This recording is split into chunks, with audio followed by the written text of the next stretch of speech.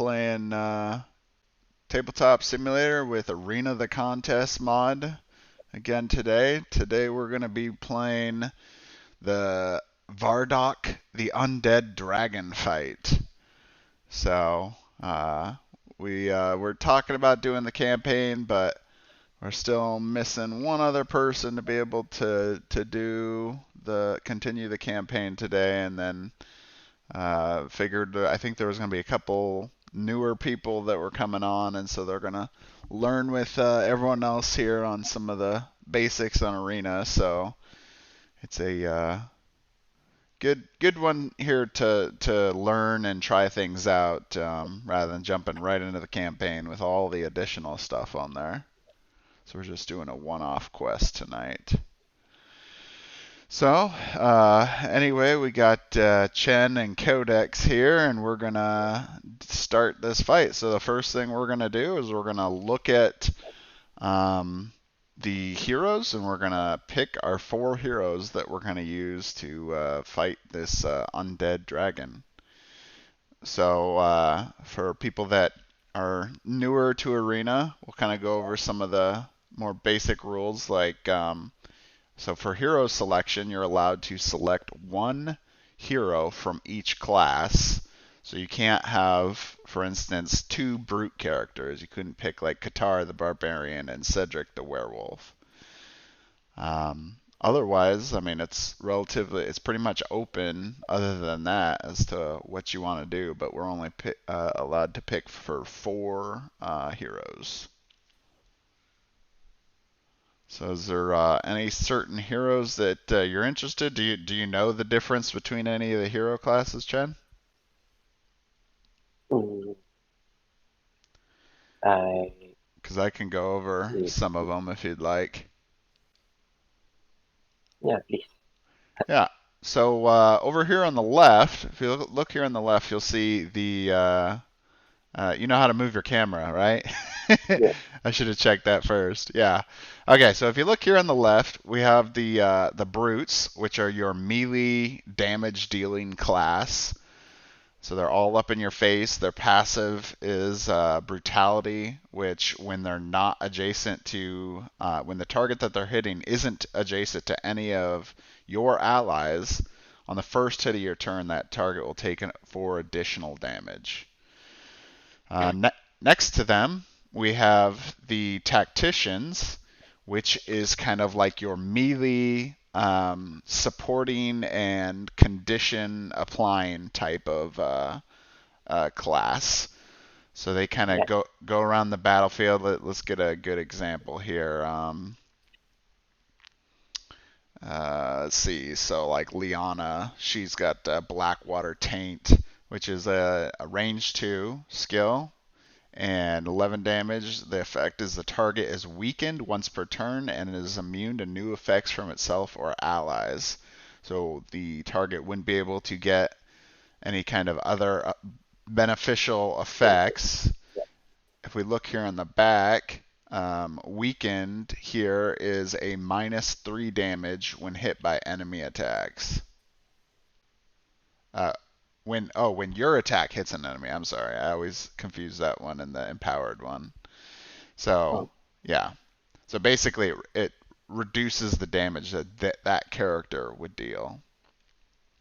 So anyway, the idea is that they use these conditions and other effects to help their team. And so going along with that, their passive is tactics, so hitting a target that's adjacent to at least one of your allies on the first hit of your turn, the target takes 4 damage.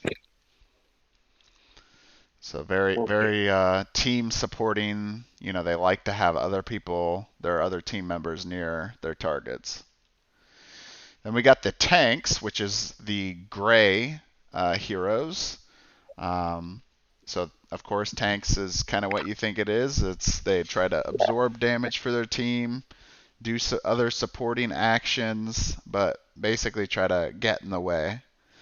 Their passive is the circle of protection, and circles are a little bit different because they actually apply when the enemy is attacking you.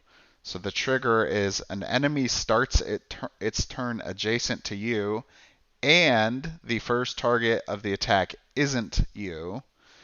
The effect will be that the target will take a -2 penalty on its first roll and 4 damage, but it can't lower their health below 1. So it's basically a way to focus the damage on your tank Yeah, instead of your team.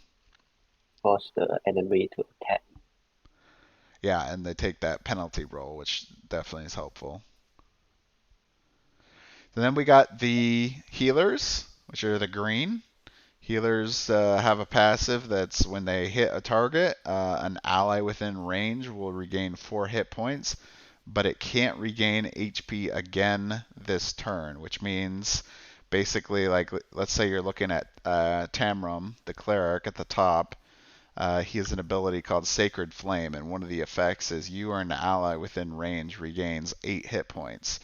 So the idea is you could heal one of your other allies with that 8, but you can't then also heal that same ally with the passive ability, because then you do like 12 hit points instead of just the 8. Next to them, we have the shooters. They are the ranged DPS class. So they're, all about trying to stay away, pretty much as far away as possible. Their passive is accuracy, which is hitting a target from at least 5 squares away. On the first hit of your turn, the target will take 4 additional damage. So they want to stay far away, but so there's a lot of different options in terms of the shooters of what you kind of want to do, but Yeah, they're heavy damage, so they're, obviously the ranged version of the brutes. Then we have the controllers, which is the purple. The controllers are the equivalent of the tacticians, but at range. So they try to support their team and provide condition effects to the enemies and allies. And basically just try to control the battlefield. So their passive is when they hit a target on the first hit of your turn, another enemy within 5 squares of you takes 4 damage. So you gotta be a little bit closer in the battle with the controller. You can't be out super far, otherwise you won't get that benefit of despair. okay. Then we got the last main class that we have right now is the bruisers. So the bruisers are they're a little bit of a mix in terms of what they can do. They're on the battlefield up front usually, but they can do a lot of different things. So if you once you go through this, you'll kind of learn a little bit more that, like, you have certain characters like Vanris. He's definitely more brutish. He's like in there doing a bunch of damage, moving people around and stuff. So a little bit like a tactician and brute. But then you got like Askren, who is kind of like a tank slash healer type bruiser. Then you got Renkier, the Dragon Avenger, who does some ranged attacks, but he's also kind of like a damage slash tank with his Dragon Blood ability. And then we got Oris, who he's kind of a few different things. I mean, kind of tanking. He does a little bit of AOE, and then some kind of like condition removal. So he's a pretty interesting one. And then the last two is the specials, which they each have their own specific passive. Oh, I guess I forgot the passive on the brutes or bruisers. They have a circle, kind of like the tanks. So the enemy has to start its turn adjacent to you, but the difference is they have to include you as part of their attack. So if they do, then the enemy will take 4 damage, but it also can't lower the health below 1. All right, back to the specials. So the specials each have their own passive that's unique, and they're both, kind of different. Shapeshifter, of course, kind of copies other people's abilities and can do a lot of different things. And then the Faceless Emperor, who he does a lot of damage, and then of course he's got his little I lion pet, tiger pet here. So anyway, that's all the heroes. So is there something you're kind of interested in playing? I'm going to try maybe the bruiser class. Okay. Who do you want to play? Can I just play Kill the Dragon Avenger? Yeah. Yeah, we are facing a dragon, right? All right. Yeah, definitely a good choice in a dragon fight.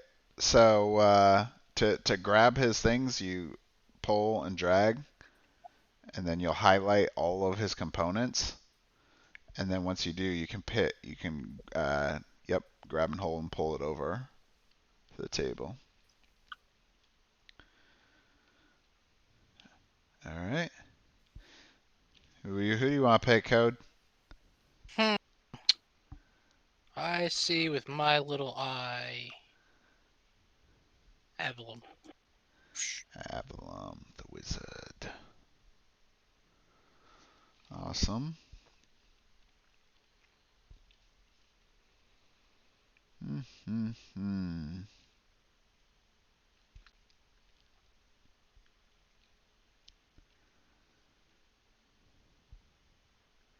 Thinking we might, I don't know, it might be kind of fun to have like I don't know, I guess we have Ranky the Dragon Avenger. He's pretty good, but I think he's gonna be doing a lot of damage on this one. So I'm thinking we pull in Jorana. I love Jorana. She's one of my, I think, it's so hard to decide who's favorites in this game, but I really She's like my favorite. Jorana. She's my favorite tank. Yeah. I just love how she's so like damage focused and just like running across the field, beating people up and making extra attacks. It's great. All right, so we got a tank, we got a shooter, and we have a bruiser. So we have one more that we can pick.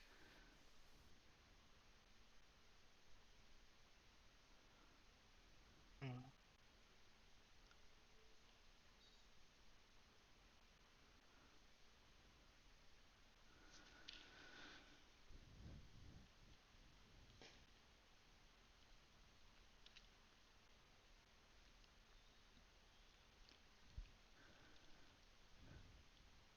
So we, let's see, we could go with a healer, since we got a good amount of damage, or we could just go even more damage and go with a brute or a tactician. Let's see, because we're gonna have one range character and two melee characters right now, so we could go with a controller too. Controller might be a good one for this one actually. Maybe the Fallen Angel or the Illusionist. Zund. The terrible Zund role. and his rolls. Um, I don't know. Whatever you guys want to do. You want to do controller, tactician, or brute,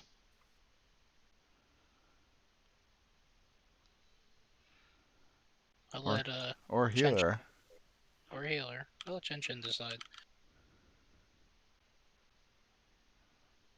Let, let's try to go full damage with Brute. Pure damage. He's going with a brute. All right. Well, let's see.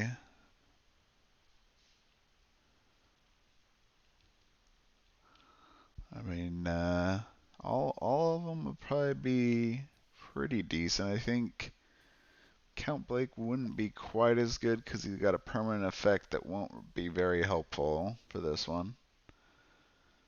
Um, Otherwise, I think everyone else would be good. We usually do the Minotaur a lot, so maybe between Cedric and Qatar. You want the orc and the werewolf. the choices. I just say Qatar because I don't think we see him that much. I think it's been a little while since we had Qatar come out, so we'll play him. Whoop.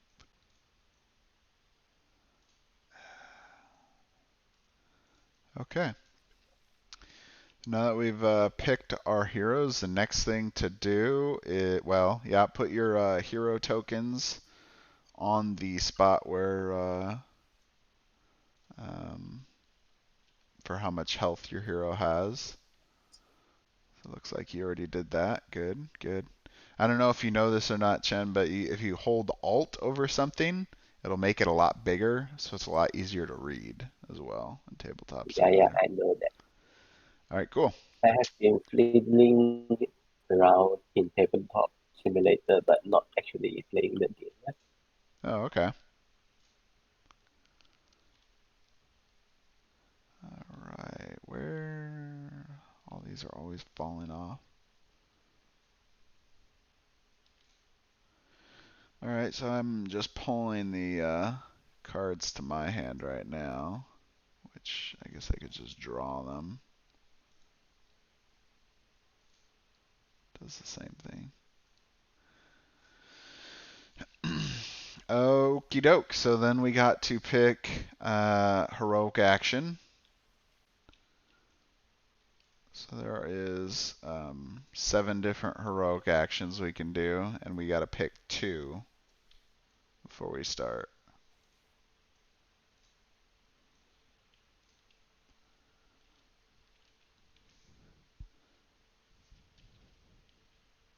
This one might be good to have heroic schism in, actually. There's going to be a whole bunch of extra bad guys on the battlefield. That'd probably be a good one to have. And then what else you guys thinking?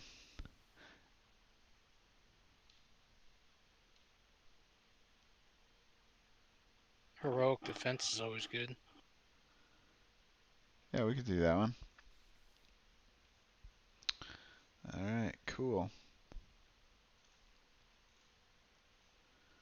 Oop. All right then. So now we got to let's start reading through the quest, and then we can set our miniatures next. All right, the introduction: the most powerful enemy with no brain, no muscles, no lungs, and no life that you will ever face. You're inside what looks like an ordinary human cemetery, but in front of you lies an undead dragon's corpse seeking blood. Your blood. The dense necromancy spells in the area constantly reanimate the ancient skeletons buried there. Although their bones are much weaker than those of the boss, it is tough to deal with their numbers. Kill Vardok to win this boss battle. Alright. Heroes start the quest on any square of any number of stair tiles. On the first round, as soon as the last hero finishes his turn, remove the stair tiles. The skeletons, so there's skeletons in this one. The quest starts with 3 skeletons. The max number of living skeletons at any time is 4. They have 15 hit points, and pretty much all they're going to do is basic attacks. So skeletons cannot make primary or special attacks. And terrain adaptation, skeletons ignore swamp effects, but if they die, they step on spikes. But die if they step on spikes. And then there's chests around, which will either give you 20 hit points or give you back 1 spent special attack.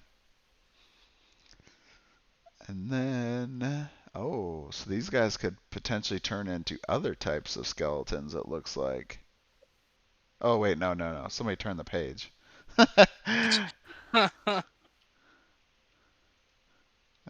happened?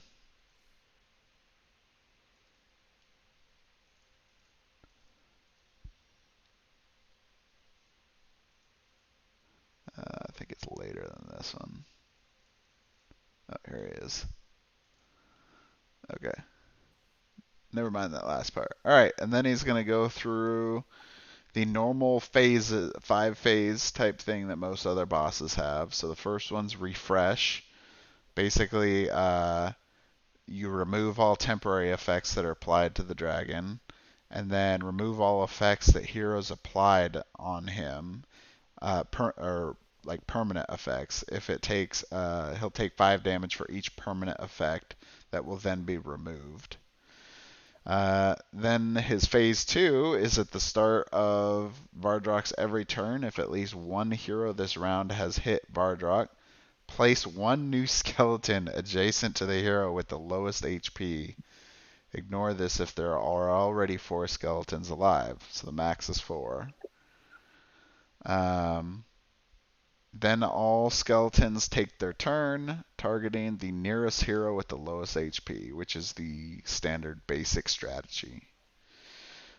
We have then we'll move on to phase 3, Ghastly Aura. Apply the boss pad aura, which is each hero adjacent to skeletons take 3 damage. One hero anywhere on the grid takes 5 damage, and that's player's choice. Let's see, we had a question here in Discord.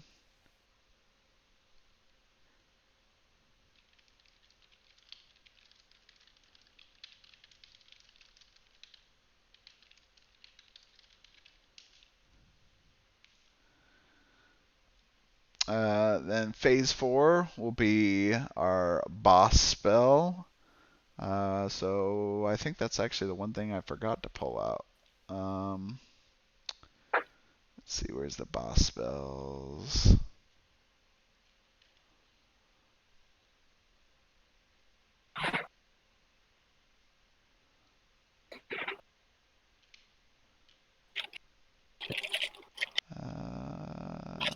I didn't really pull them out, did I?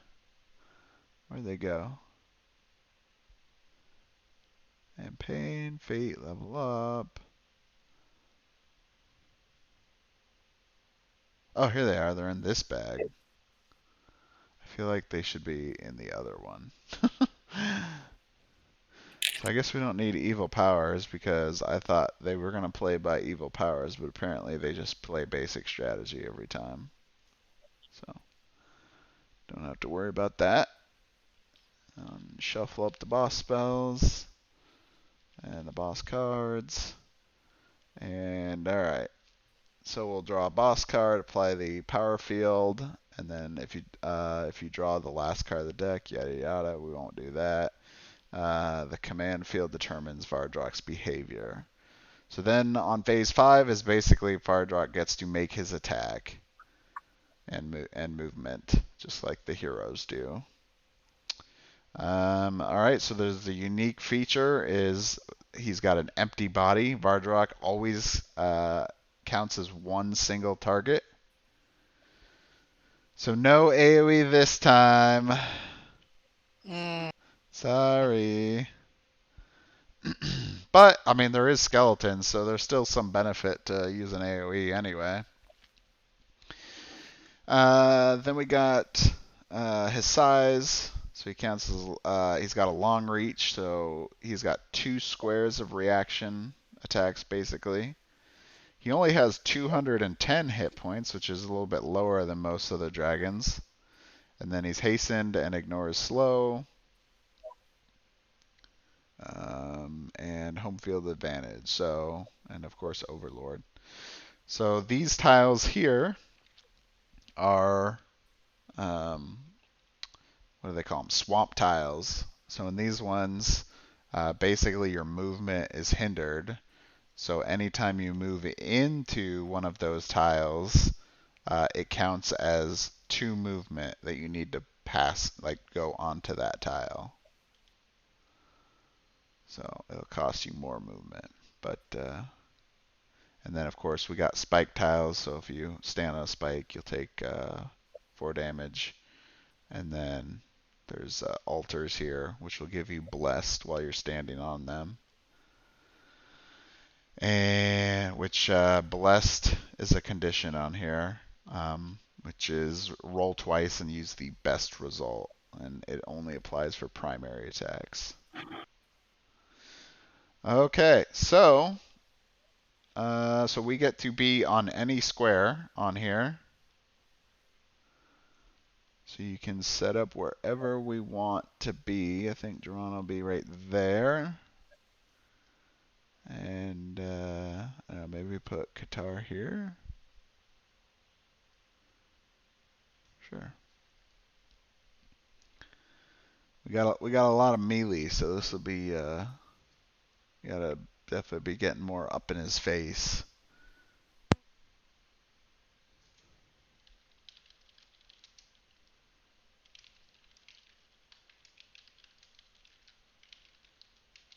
There was Tiger. Halsey was talking about the Hydra fight from last week, which we did make a mistake on, about not doing the basic attack after the primary attack, which definitely would have impacted the fight, but probably not super significantly, considering I believe we only had about, I have to double check, but I think we only had about 4 rounds. What, 4 or 5 rounds, right, Code? We only had it was 4 rounds, I think, and we were done. Yeah, 4 rounds, which basically means the dragon would have only gotten 4 basic attacks. Four chances to do basic attacks against us, which he could have easily missed. And yeah, and his, would have only done what, 8 damage possibly. So okay, so do you know much about the hero pad, Chen? Yeah. Okay, so you know already about your movement stats. You get to make a movement and a prime action. So you'll be able to choose either between a primary attack or a special attack or a basic attack, or doing a heroic action, assuming that the special token is up. Yes. Alright, cool. So, anyway, we'll get started here. So who wants to go first?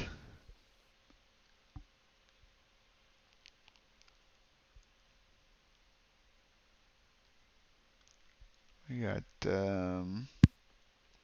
just double checking the phase 2. Yeah, so if he is hit at least by at least one hero, he'll summon a new skeleton. Which basically I feel like we're always going to be summoning a new skeleton. I mean, unless we get some really bad rolls here, we're just going to be having a lot of skeletons the whole match. There's typically going to be 4. Yeah. Well, I mean, we might be able to kill some too. Right.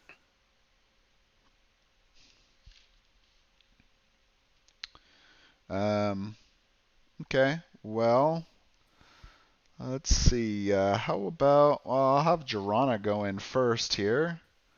So she's going to go 1. And she can move 1 more before she would be. Wait. What's he? He's what? Here? Okay, so she's actually in his range right now, but she can make a whirling strike attack. So she'll do that. She'll do whirling strike. She's gonna attack the dragon first, which is a range 2 attack, and it targets up to. Yeah, sneeze. All right. So it targets up to 2 enemies. So we're gonna roll here first against the dragon. And 9. The dragon has a defense of 7, so that's a hit. So he will take 8 damage. This pops him down to 62. Or at least 62 on the board, obviously, is 2 70 plus tokens. Alright, and then we'll do the other skeleton here. Whoa, I threw that really hard. 17. Alright, so that's going to be hit as well. So on Whirling Strike, you may move any number of targets hit 1 squares towards you each. So he will move one up here, and yeah, we'll go with that.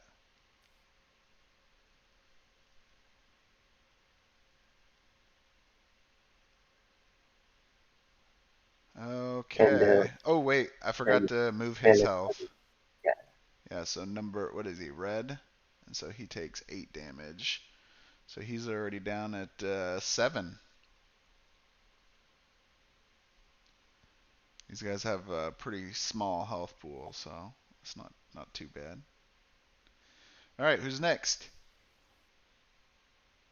Let me move Avalon here. All right. Let's see.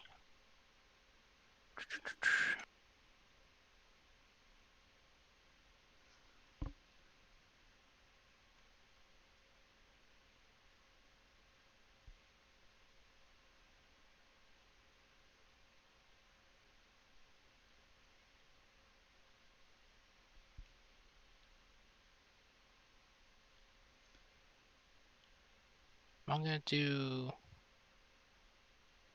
magic missile on the green skeleton.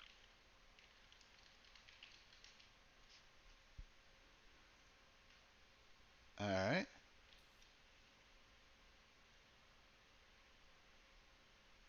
17.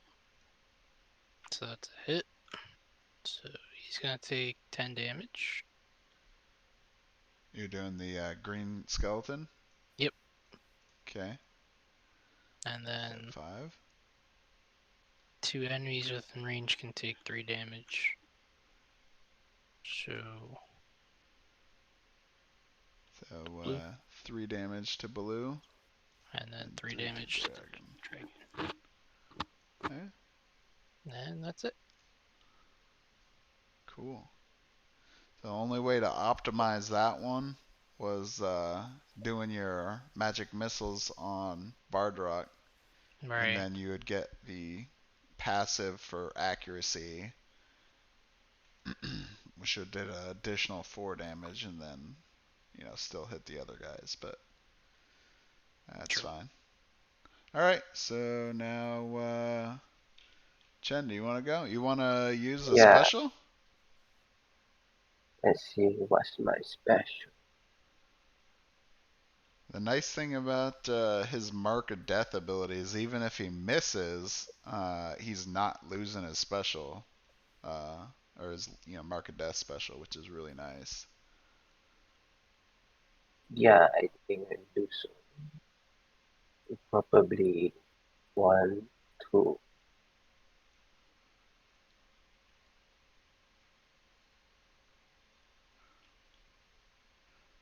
So one thing to note, so you were right here, right? Yeah, Okay. So um, let's see, let's see, so he's here, 1, 2. So he's already technically in a reach 2 of you, which means you'd have yeah. to do a sidestep to not incite a reaction attack. Because, So yeah, he's got a longer reach than most characters do. 1.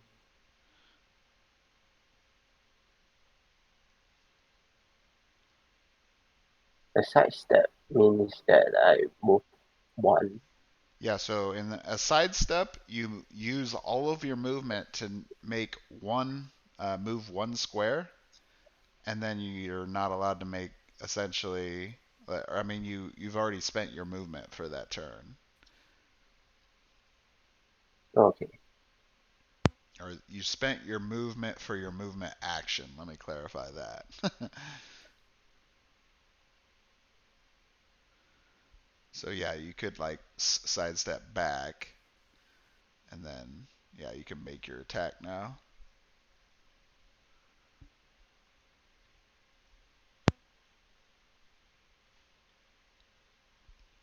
What attack are you wanting to I do? think I'm Well, going I think to you have to use do the Mark of mark of Death.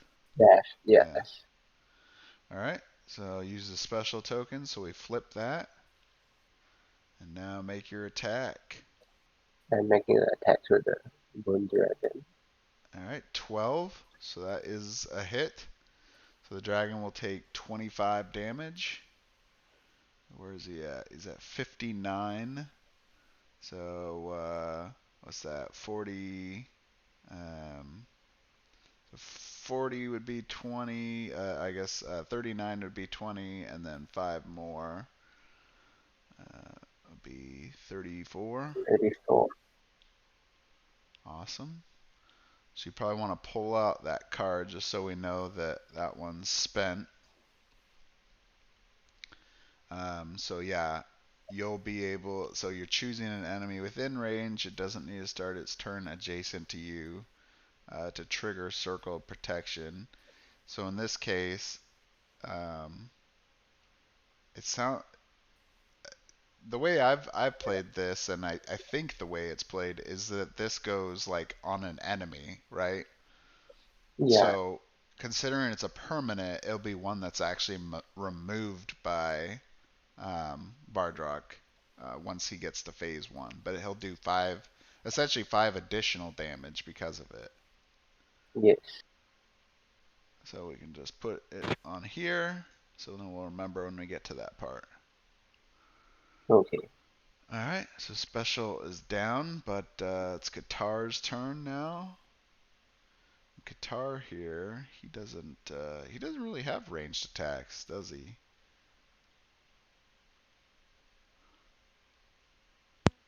Um,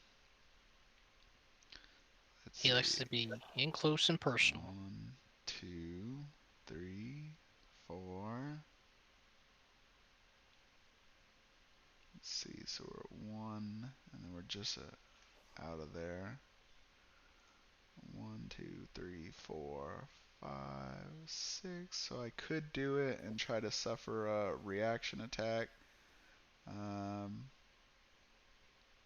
I'll just move here this turn, and I'll just do my attack. I think on this green skeleton here to just take him out. So I'm gonna do mighty blow on him. Oh, let's see what. Yeah, mighty blow, whatever. And then I'll choose the bonus for my roll. All right, 13. So I easily made it. So that kills green. But don't worry, I'm sure green will be back soon enough. And that'll be the end of the hero's turn now. Alright, so it's Vardok's turn. Um, so he ends all temporary effects and removes permanent effects. So now that's removed, Vardok now takes 5 more damage. So now he's going to be moved down to 29. Alright, phase 2 at the start. So he was hit, so now he's going to summon 1 new skeleton, and he's going to. I think someone. Was that me? Maybe I turned the page on accident. So he's going to summon the skeleton, place it next to the. Was The it? low one. Yeah, place 1 skeleton adjacent to the hero with the lowest HP. So the lowest HP is Avalon. Alright, Ouch. look, so he's back again. What do you know? Who would have guessed? Okay. And then all skeletons take their turns. All right. So we'll start with red here. So red is going to attack Jirana. 14. So that's a hit. He only does basic attacks right now, so he's going to do 7 damage. Is that really right? Wow, 7 damage. That's not too bad for a skeleton, right? Yeah, really. Damn. All right. And then let's say the green will go next. Green's going to attack Avalon. 20. Oh man, you guys got to Aw, get me man. off the dice. It's too hot. It's too hot. Alright, so this could be, what, 13 damage? Plus the 3 he just took before. Wait, what? Didn't he just take damage? Well, so he, not yet, I don't Oh, think, okay. right? So he took the 7 plus 5, so 12 damage? Okay.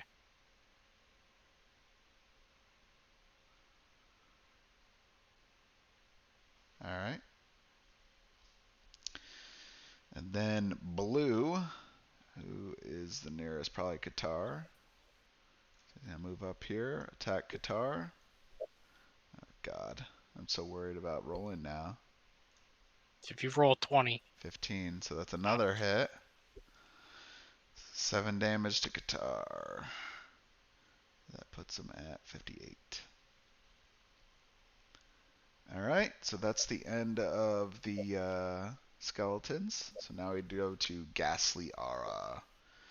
Each hero adjacent to skeletons takes 3 damage. So everybody except for Rancor takes 3 damage.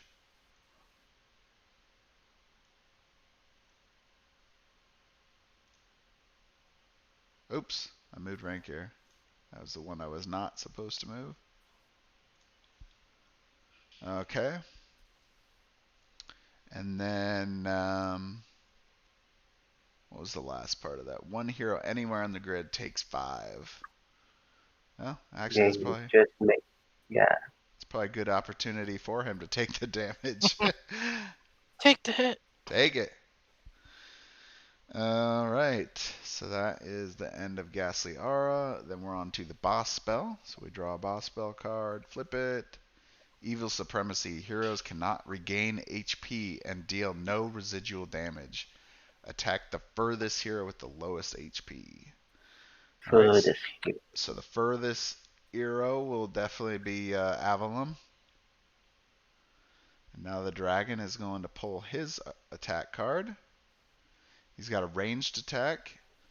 Horror. Horror Ground. So all skeletons within ranged attack to their all skeletons within range attack their nearest hero. If there's no adjacent heroes, the skeleton moves up to 3 squares towards the hero to attack it. Dang. He's just That's summon, that. making all of his Dragon. skeletons do some Skeleton. work. All right, yeah, thanks for Mr. Demonic 112. Thanks for watching, or at least what you can. Yeah, this will be posted on YouTube probably tonight or tomorrow anyway, and I'm gonna see if we can get a little editing in here too to try to reduce some of the lengths of these videos, and then also try to condense some of the learning aspects, so we can do maybe like a real clip, so help people that are new to the game pick it up quicker. All right, so Vardok is. I don't want to roll. Someone else roll. Alright, I'll roll. He's going to be attacking Avalon. For him to do that, he first has to move. He's got to move at least a couple spots here. There. The horror ground has 8 square range. What was that? Yeah. No. Oh, you got it. So he needed to be able to move because of um, Jirana being able to do a reaction attack against him for trying to do a ranged attack. So that's why Vardok moved first. Alright, so he is making his attack, which is 18 damage to Avalon. And then we're gonna go through all the skeletons attacking again. This one actually might be pretty challenging. I mean, Avalon's getting pretty close to being dead already, Yeah. and Like, we what? just started the first turn. We just started playing. Yeah, just started playing here. All right, here we go. So, what do we got? So let's say green goes first here. That's a hit. So that's 7 more damage to Avalon. Blue goes next. That is a hit as well. So Qatar will take 7 damage. Puts him at 48. And we get, man, maybe we could have used a healer on this one. Yeah. Wait, what was the so I did forget one part. So Vardok takes 4 damage due to Jirana's passive ability. So that puts him at 25. And he got a -2 to his roll, which really didn't change anything. But No. All right, and then Jirana will be getting attacked. And that's a miss. And no damage. Alright, and that should be it. I don't think we missed any other special effects or anything, right? No, no basic attacks or anything. Yeah. Extra ones.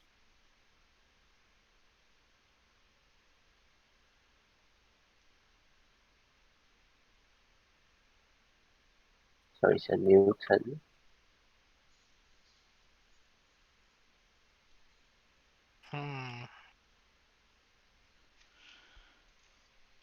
Alright, yeah, who should go next? Wow. Tiger Hazley sent like a novel in Discord about the Hydra fight, which probably have to check that last time. I don't see anything. Well, maybe it's in here, but maybe. Oh, okay. Oh, okay. So he's talking about the Vardok fight right now. Um. Oh wait, no. That's the Dragon Graveyard. Yeah. So Dragon Graveyard is has that, and then I don't see anything about the Hydra in here. So I have to look at that later. All right. So what are we gonna do next here?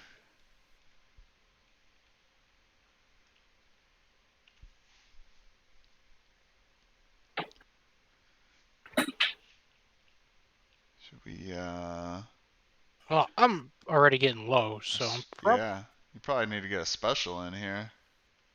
a special or a chest. Yeah. One of the two, yeah.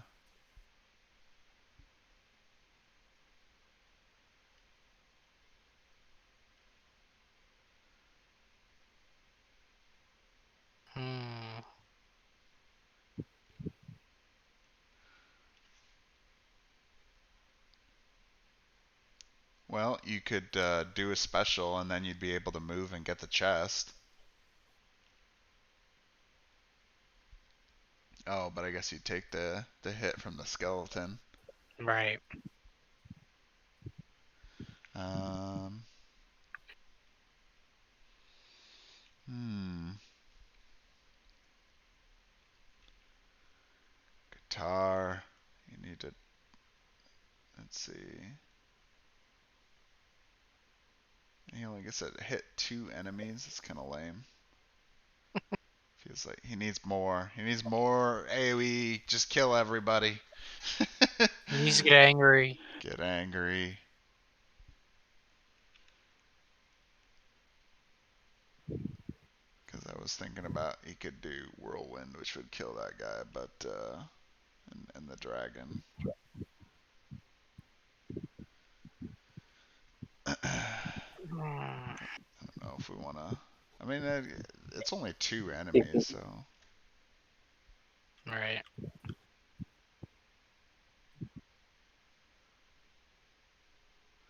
So I You guess can kill the skeleton with yeah, we'll just do his that. shockwave, right? What was that?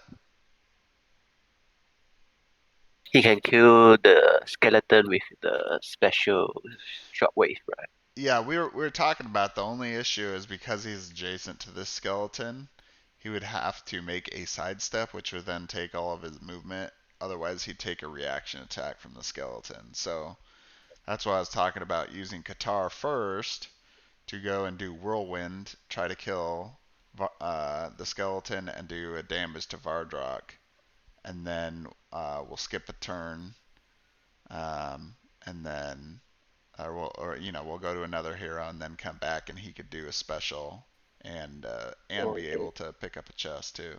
But I totally forgot the range attack. what was that? I totally forgot the reaction attack. The Yeah, skeleton? yeah. Yeah, he would. That's why I'm trying to kill him first. So I can use Whirlwind, which is a benefit, which allows me to go and move without even actually inciting a reaction attack. So I'm going to move here, and I'm going to do my strike, and so this one actually allows you to strike. Let's see, strike each target at any time. So we can move here, and then we're gonna attack. Let's say the dragon. Come on, baby. 12. All right, so that's gonna be a hit on Vardok, which is so 16. 18 damage plus 4 from brutality because nobody is adjacent to him. So that's actually 22 damage. Nice. So that puts him down to 3. 3. And then now he's going to do his second attack here on green. 20. That definitely kills him. Oh, Nice. And nice. then I can also move, let's say here. Okay, so pull out my special, so that way we all know that it's already been used there. All right, do you want to go now, Chen? Okay. Red skeleton 7.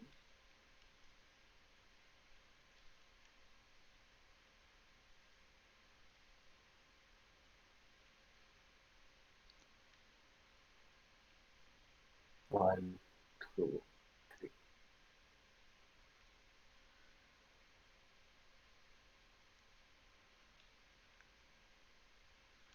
I'm going to, and I'm going to do the dragon blood. There you go.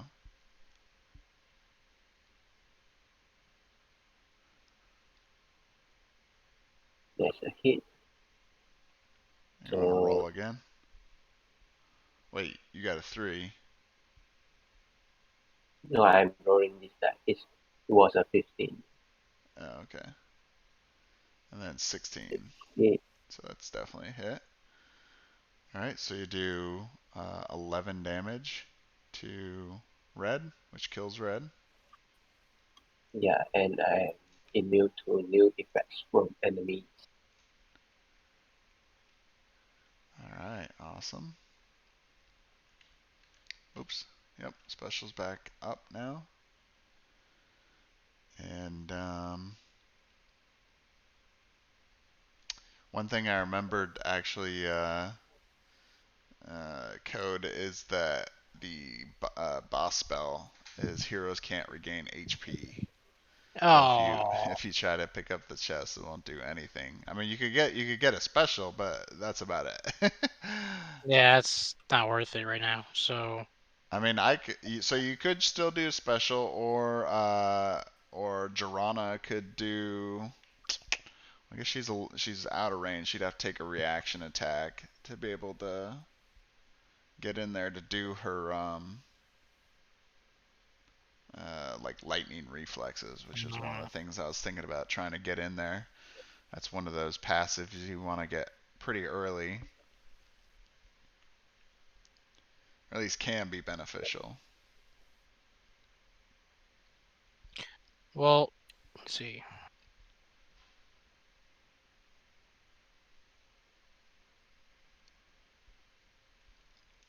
Nah, I don't want it. You could do yours this turn. That'd be fine.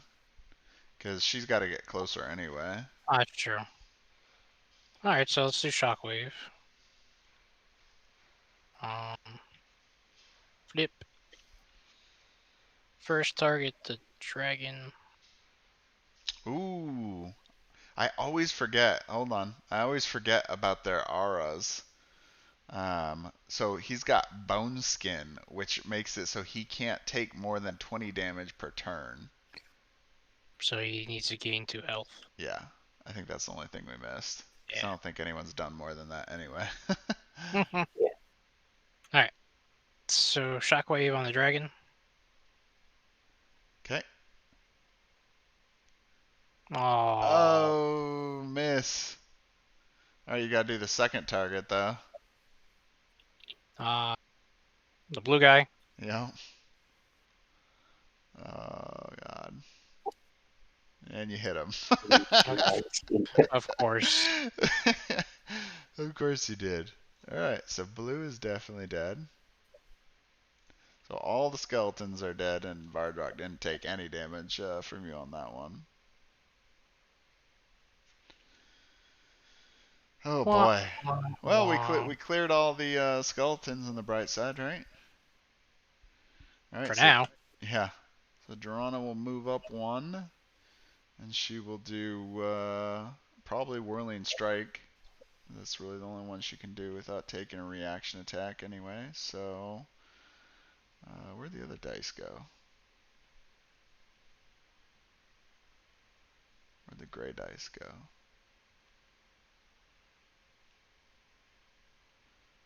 Disappeared.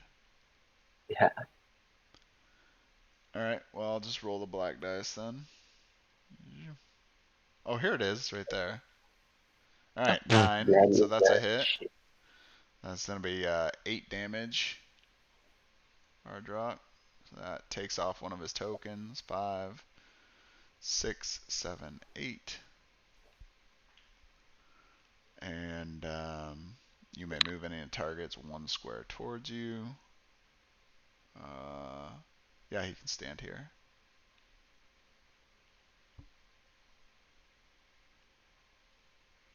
Alright. And now it's Vardok's turn. He doesn't have any temporary effects. Bone attacks, so he's gonna do bringing back one of the skeletons, and he's gonna attack the person with the lowest hit points. He's gonna be all over you, man. Yeah, he's on me like crazy. Flies on stuff. Flies on stuff. That's a good one. Yep, flies on stuff. Then we're gonna do okay. So then all skeletons will get to make their attacks. You roll it. I don't want to chance it. You want me to roll it? Yeah. I'm just. He's gonna roll it. All He's supposed to right, roll it. miss. All right, so he misses his attack. All right, now we're gonna go to the aura, which is Avalon will take 3 damage, and then somebody else, which will probably be, let's say Jirana will take the 5. Ghastly aura. Oh no. Um, the Dragon Avenger doesn't need to lose health because he's nobody else is next to a skeleton. Only Avalon was. Oh, okay. Then the next thing is drawing the next boss spell. The first hero that hits the boss takes the same damage dealt by such strike. Oh boy. Command, attack the furthest hero at the highest HP. What? I think he's gonna murder you, man. He is gonna murder I think me. you're gonna die this one. I believe in Chen his rolls. Yeah, right. Well, we'll see. Actually, I have a revive skill as well. yeah. I My mean, even special still, life he'd have to miss, but you'd be at 1 health. As long as I have 1 HP, that's all I need. Yeah. All right. So Vardok's gonna move over here, and then he's gonna draw his attack. He can't draw the last ability that he just used, so it has to be a different one. So Necrotic Breath is a ranged attack. All heroes within 4 squares of the target take 10 damage each, and then he regains 10 hit points. Oh god. Who added that line? Oh man. This one's pretty tough, I gotta say. Makes up for the Hydra.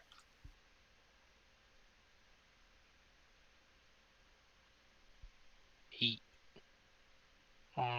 So it's a hit. I die. Oh no.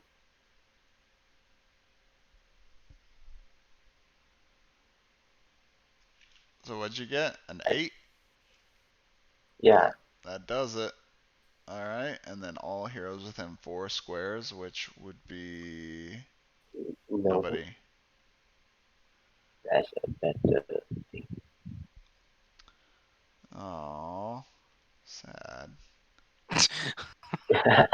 Well, Oh, sad. Let's go. you can keep playing guitar here. As Avalon's dead. All right. All right, and then what's next? So that should be it, I believe. I don't think there's anything. Oh, wait. He's gonna regain 10 hit points. So he's at 67. So now he's gonna be up here and 77. regain his health token. This guy's a beast. Let's go. Alright, so now it's the hero's turn, and there's only 3 heroes left. We might actually lose this one.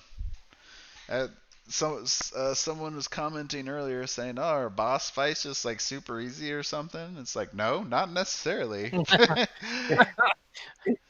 mean, I obviously think we gotta play them right, but at the same time, I mean, not all of them are super easy fights. we drew 2 boss battles that target the furthest hero. What was that? It might be different. Yeah, the first We hero draw. that hits the Yeah, boss takes the same damage. So we'd probably want to do like a weaker attack. So probably, let's see.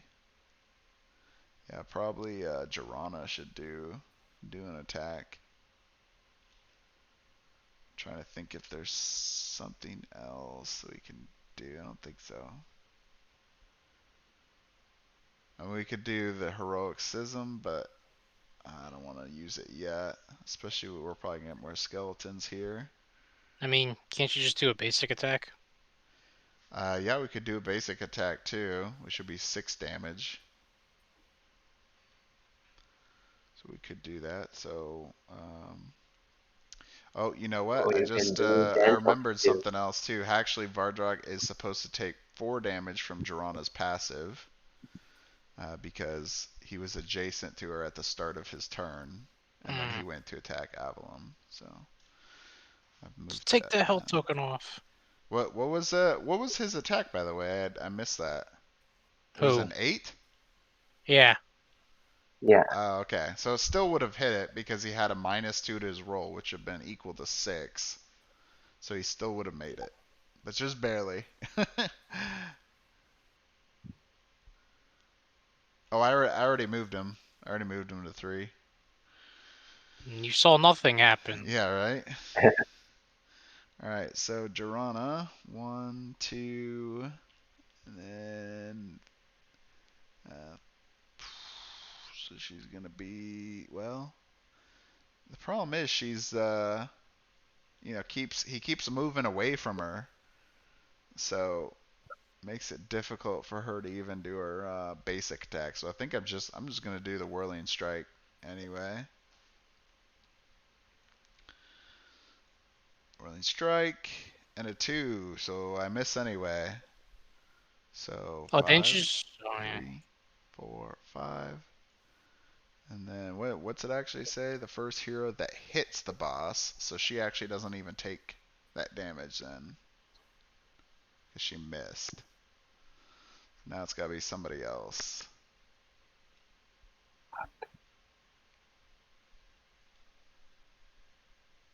How much health do I have? You guys both have an 8 basic attack, and you both, well, he actually, Chen has a little bit lower damage if he does Dragon Blood.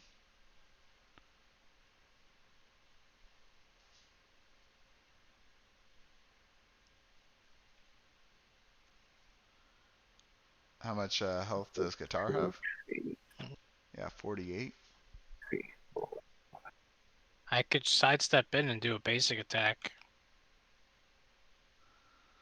Alright.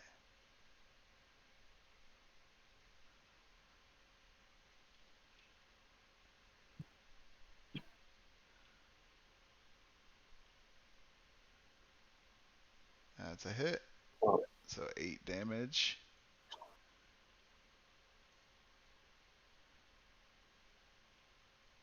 So he should have this token taken off, right? And I just took the 8 damage. You didn't already take a life token off, right? Of his No, that's yeah, that's the first. Okay. we only have 1 left. Yeah, And his health go all the way around. yeah. All I right. think I will Now it's go your turn, Chen. 1, 2, 3, 4, 5. And I will be attacked with Dragon Blood. All right, sounds good. I'm less, so I roll twice. Yeah. 3. Roll it again. So best, yeah, you can press R. That does it too. Oh, did you miss again? Oh, it's a 3 again. Oh my God. All right, so that's 5 residual. All right. So that's the end of the hero's turn. So now it's the dragon's turn.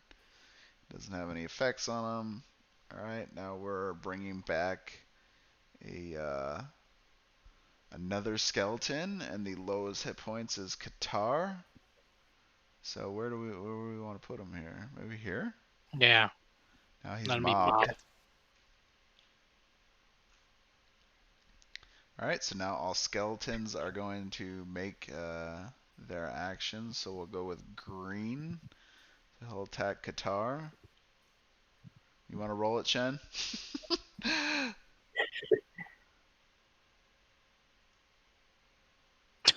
18. All right, so that's a Thought it was hit. a 20. I So was like, that's oh, seven damage. someone puts me at All 33. right, and then skeleton here. 1, 2, 3. And then attack Qatar. 9. That is also a hit. That's 7 more damage. Now we're gonna do Ghastly Aura.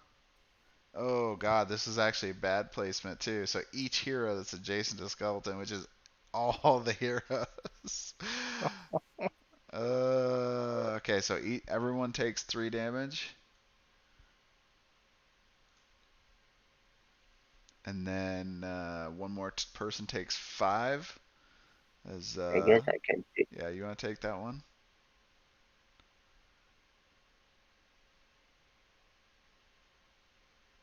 Okay. Um, and then what do we got next? Boss spell. All heroes take 4 Yeah, damage each. All right, so everyone takes 4 damage. 1, 2, 3, 4. And then attack. attack the nearest hero with the lowest HP, which is Kata. Qatar. Oh my god. He's just This getting whooped. bad. Getting mollywopped. Okay. And then we pull the next card. Soul Break. 20 damage. Oh my god. If this hits you, Oh you'll my god. die. Alright. The target can't make special attacks. Remove 1 permanent effect from any hero on the grid. Cheesy Wheezy. All right. Well, we gotta hope that he's gonna miss here. Oh God, please miss. Please miss. That's a Mm, hit. Mm. No. Now Qatar is dead that's too. pretty sad. Wow, we are getting some bad luck tonight. Um, boy, down to 2 heroes now. All right, and then what was the second part of this one? It was remove one permanent effect, which nobody has any on them, so nothing happens there. All right, so now we're back to the hero's turn. So this might be a good time for a special, especially like that resurrection spell you have, Chen. I'm thinking who to resurrect. Yeah, right. Um, I don't know. Either one would be good. I mean, both of them aren't going to have their specials. Um, downside of getting Avalon is because he's the only range person, he's basically getting a skeleton on top of him every single time. Um, How much is Avalon max HP? 55. And then, 55, which yeah. will put him to the highest HP Well, and then Qatar is activity. 65. So, and his heal provides 25 hit points. You or another ally within range regains 15. So, um, I don't know. What do you guys think, Qatar or Avalon?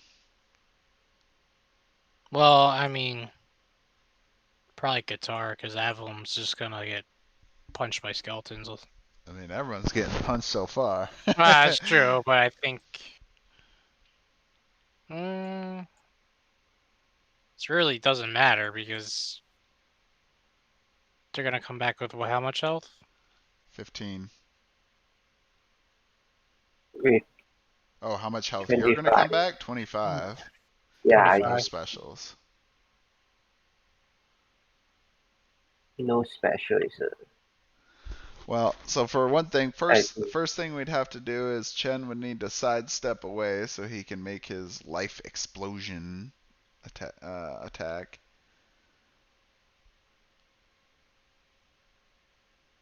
side step, so Yeah, you can sidestep over here too, like you said. That's fine. wouldn't be it be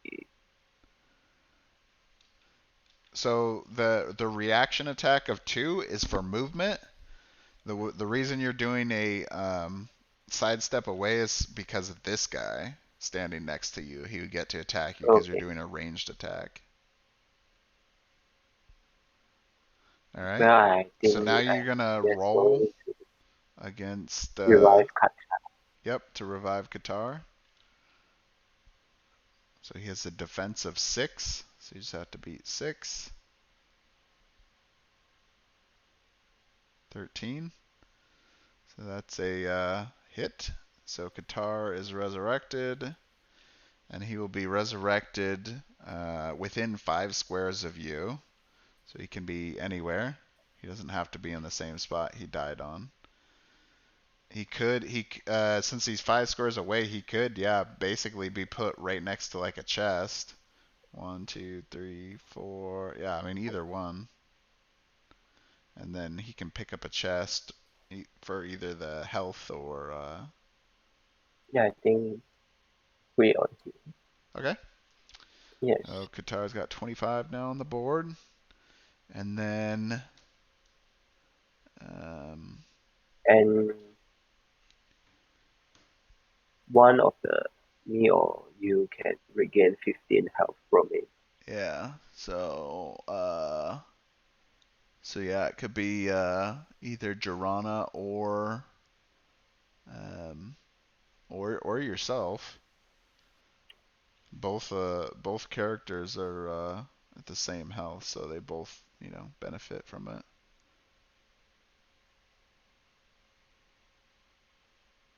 I think It's up to you, boss Okay. man. So 48 to 63. Yep. All right. Awesome. Our special is down. Now we got one more person on the board. Does Qatar want to go now then? Yeah. You gonna pick it up as health, or are you gonna pick it up as a special? Definitely gonna pick it up as health. All right. Oh, I think I locked him. There we go. You can just delete it or whatever. Yeah. All right. So that's 20 health. So that puts him at 45. Boom. Qatar's back in the game. All right. Now he's spent one movement to pick up the chest. So now he has, I believe, 5 more movement to make.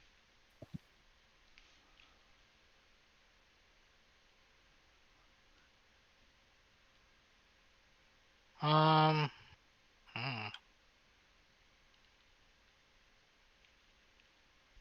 You could come up here and I guess kill one of these skeletons.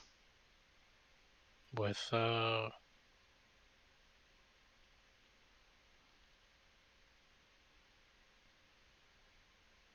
skeleton's got 50. Either attack will actually kill a skeleton because of brutality. Oh. So let's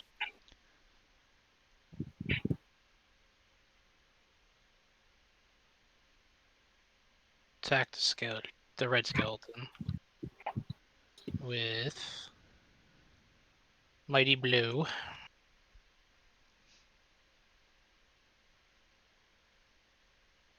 So you are declaring the +2 bonus. Yeah. I will declare the +2. All right, that's yeah, so Technically, 12 damage plus the 4, so 16. So that kills red. Oops. All right, awesome. And now Jorana's turn. So she will.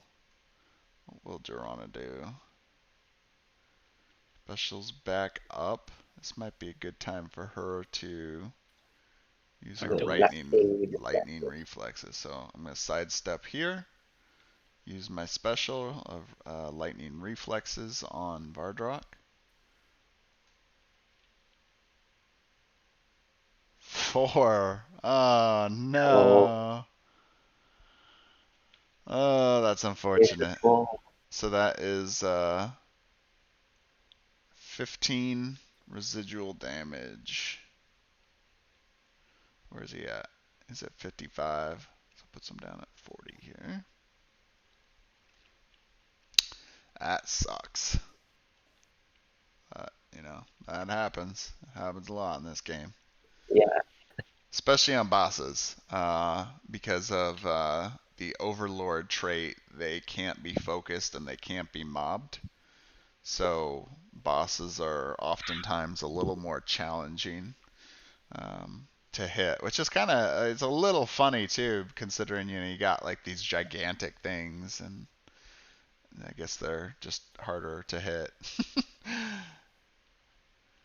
All right, and then that should be it for the heroes. So now we're back here. Vardok doesn't have any effects on him, so now he's gonna summon back red. And he's going to attack. He's going to go for Qatar again. But this time, we're going to put him here. Okay. Alright. And so green is going to attack Jorana. 16. That's a hit. That's 7 damage to Jorana. Alright. So 41. And then rolling for red. Oh, oh God. 20. Oh. So 12 damage to Qatar. See, I gotta stop rolling for the enemy. I'm helping them win too easily here. Oh, How All much right, is he taking? 3. 12. Ugh. All right, and then Third. Girana and Qatar will take 3 more damage due to Ghastly Aura. 1, 2, 3, and 1, then 3. we'll have the Dragon Avenger take the 5, and then we go to boss spell. Heroes are cursed, can't make special attacks. Attack the furthest hero with the lowest HP. The furthest hero would be Right.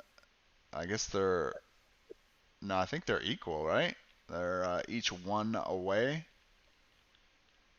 So it's actually with the lowest HP, so it's actually Qatar.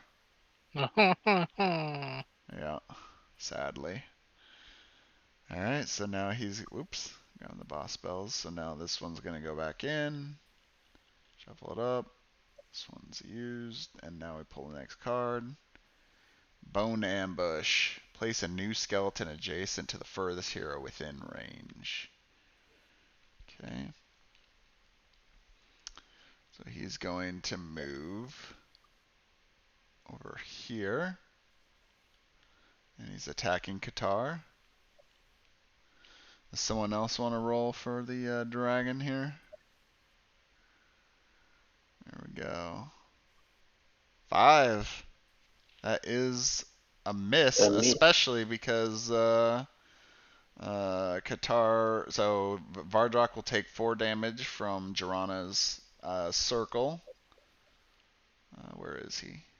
He's over here. But then also he had a -2 as well. So even if there was some kind of bonus, which in this case there wasn't, so definitely a miss. So it says that he will take 15 damage, and at least there's no more skeletons spawn this one. So you're gonna do 15 damage for Qatar, and then we'll be on to the hero's turn again.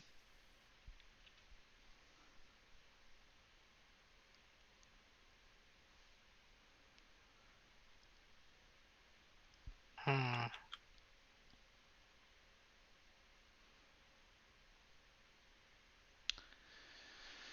Oh man, here I was thinking that we were picking a pretty high damage team, but so far it seems like it's been really slow. Well, and I know part of that's too just because of his bone skin ability, which is actually that's pretty good. I mean, being able to, right, like for instance that Hydra fight that we did last week. I mean, we had a couple ones where somebody did what 36 damage or something like that Yeah. in a single hit. So being able to limit the damage to a max 20 makes it really hard, and especially when you have heroes down, right? That's less possible damage that can be done to the boss. So staying alive is really important in this fight, it seems.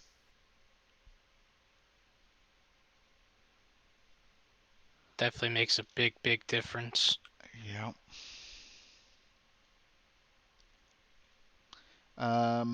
Okay, so does Qatar want to go first and do an attack on the dragon? Yeah. Well, I would have to sidestep. Yeah.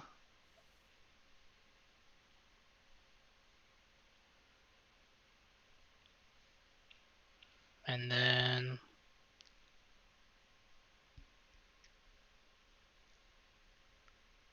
he would be exposed if I hit with Berserker Strike, right? For Yep. this round. Okay, so let's go with Berserker Strike on the dragon.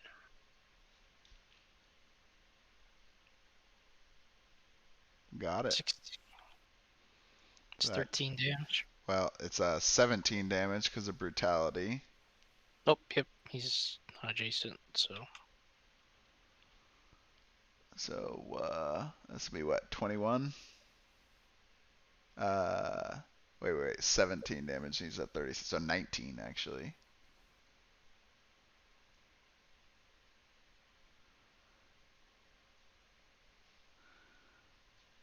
Okay. You can move. And then now we got special backup. We have Girona and Rankier.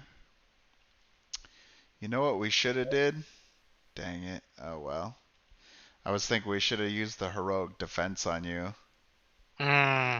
Would have been a good time for it. Oh well.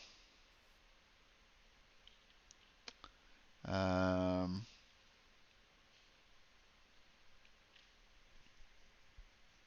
let's see here. I think what would be. So Chen doesn't have any more specials up, and Girona only has one, but she'd have to move 8 squares in one direction. Even still, she's only going to do a max 20 on hers. So I think Girona here will do, let's see, another sidestep here. And she'll do whirling strike. So let's see, did you put down that he's exposed, right? Yeah, he is exposed. Yeah. So Girona will do whirling strike first on the dragon. 5. So his defense is 7, but since he's exposed, he's actually defense of 4. So this is actually a hit. So 8 damage to Vardok. And then attacking the green skeleton. That's a hit as well. So that's 8 damage. Green, and then he's pulled in 1 here. Actually, maybe here.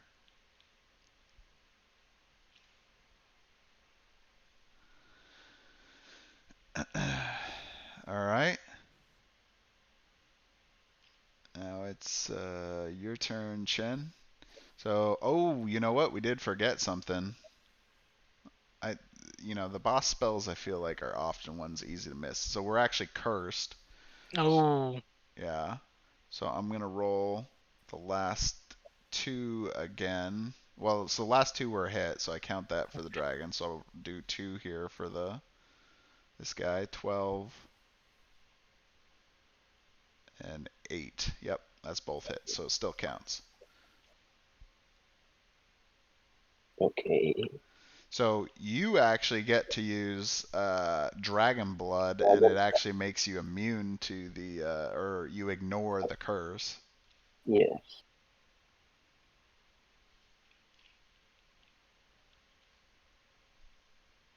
So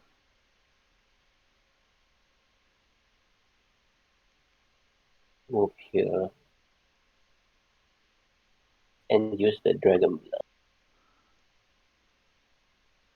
Where's dice again? We got to get you in there, getting closer, so you can use Searing Vengeance. That's your big damage ability. Next time. Yeah. Wait, where's the dice again? The Uh, gray die is missing again. yeah, that's why I usually often change the color of these because they're so freaking hard to see. Oh, it's here. I found it. Here. It sits on the staff of. All right. 4. Okay. So roll again because you're blessed. The first one's a miss, and second one is a hit. It. All right. So that will be the 11 damage. Oh, you know what, Chen? I think did you? I mean, I forget now. Didn't you have Dragon Blood on that one time that the dragon did? Oh, you know what? It wasn't an effect. Never mind. Yeah, The it's one a. where he did like 4 damage. Yeah, it's a power. So never mind. All right. Did anyone move his health? No. Okay.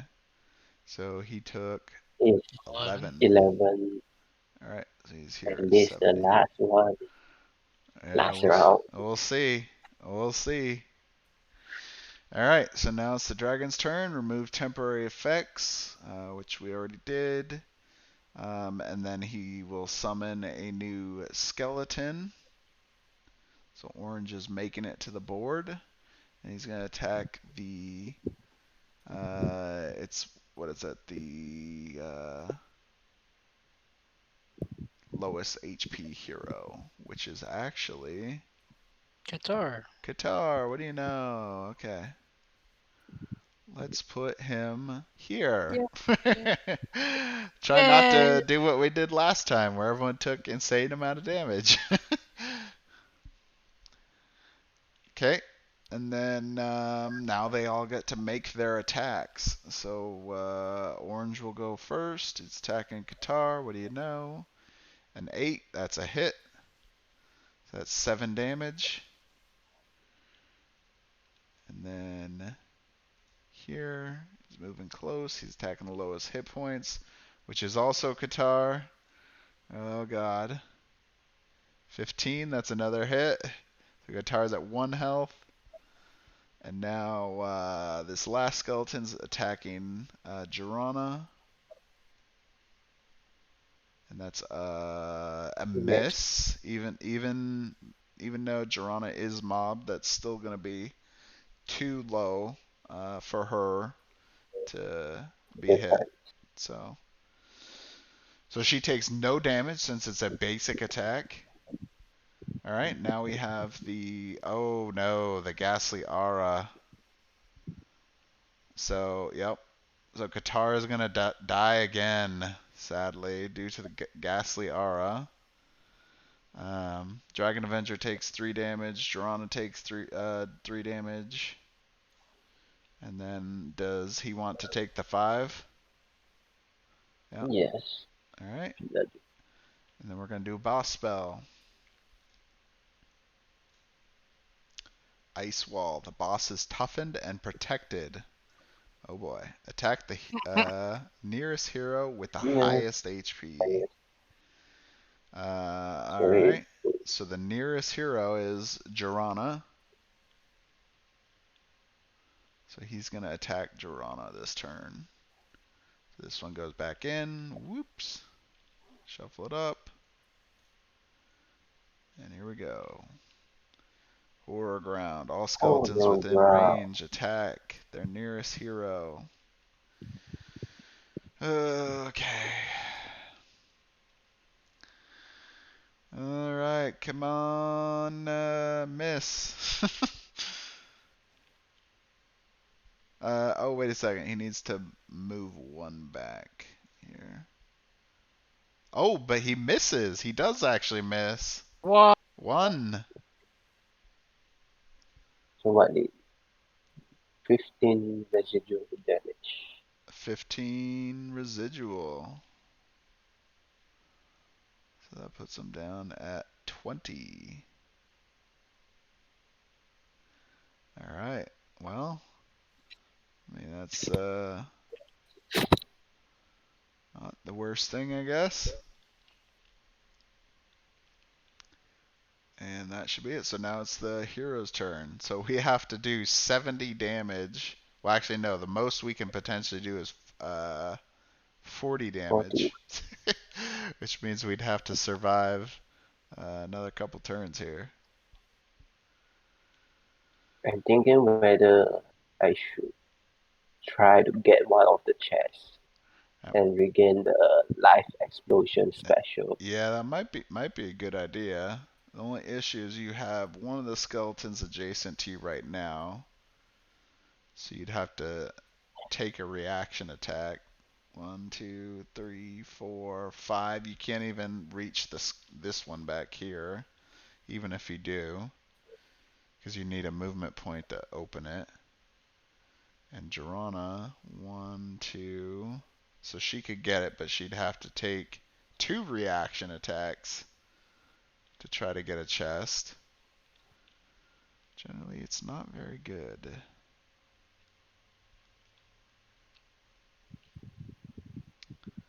Hmm.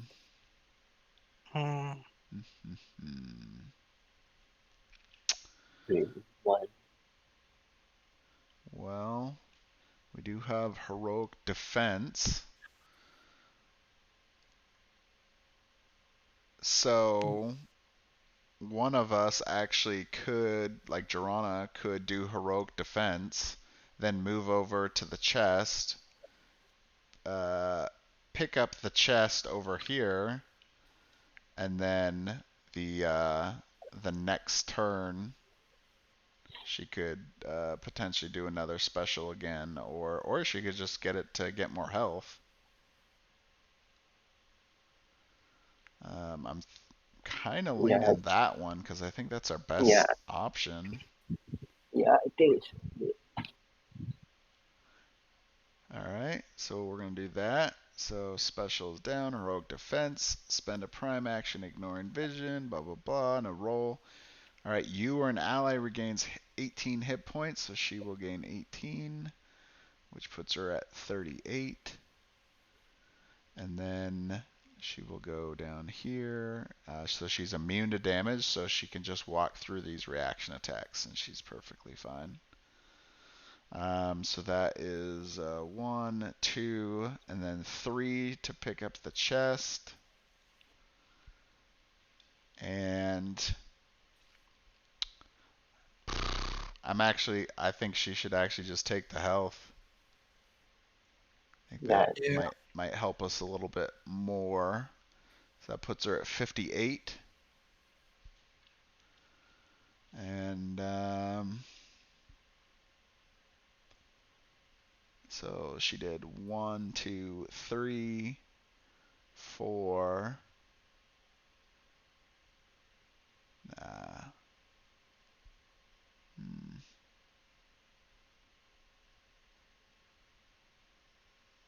It's not really gonna matter that much. 4.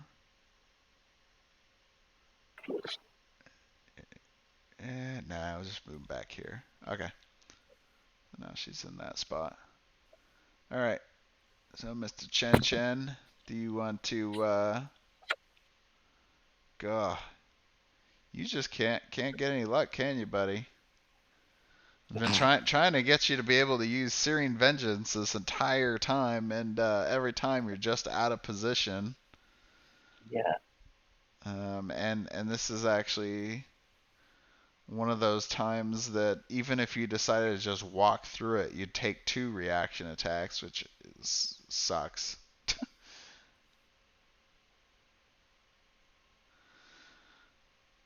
So I think your best bet is come over there and do Dragon Blood again. yeah.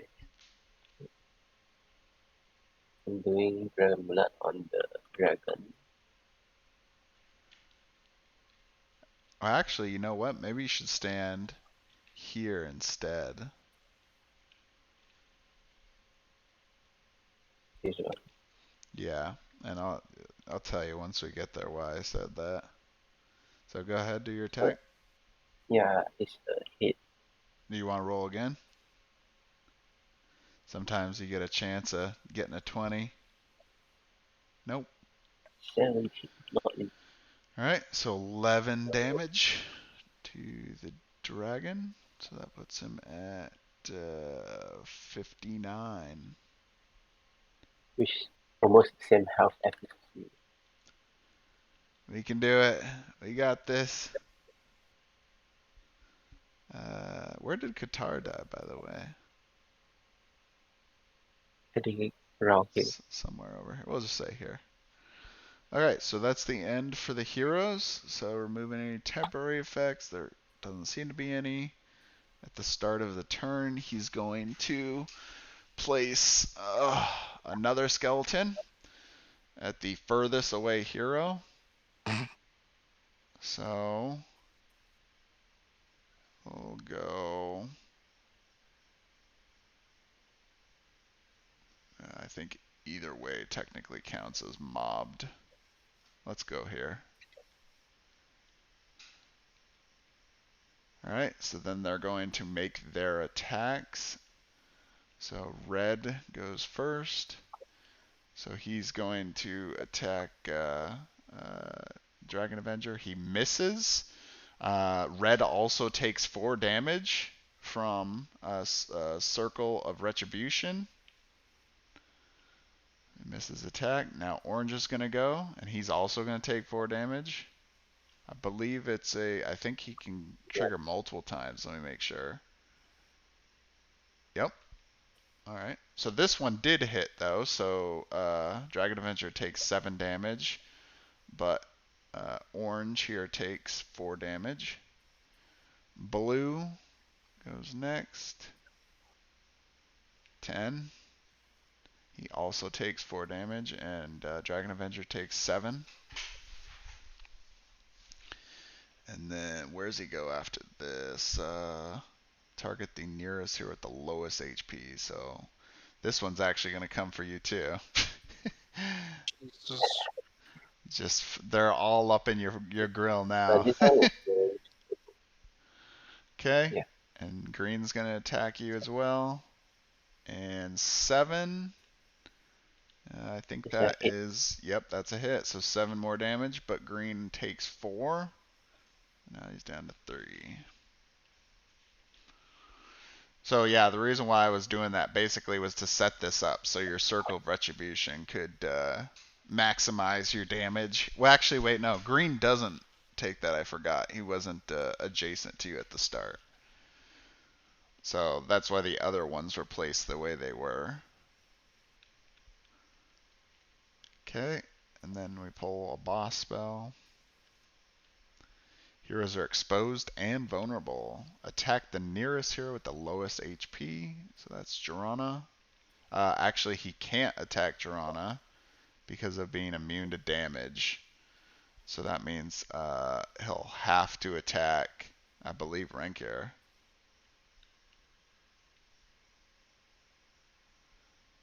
So in this case, Vardok will take the 4 damage from attacking Renkir instead of Jorana, and then he'll have a -2 to his roll. Oops.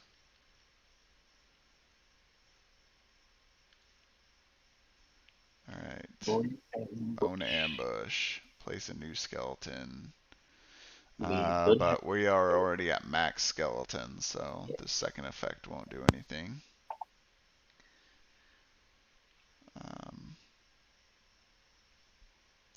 Alright, so do you want to roll that one? 7. So that's a hit. That's 18 damage.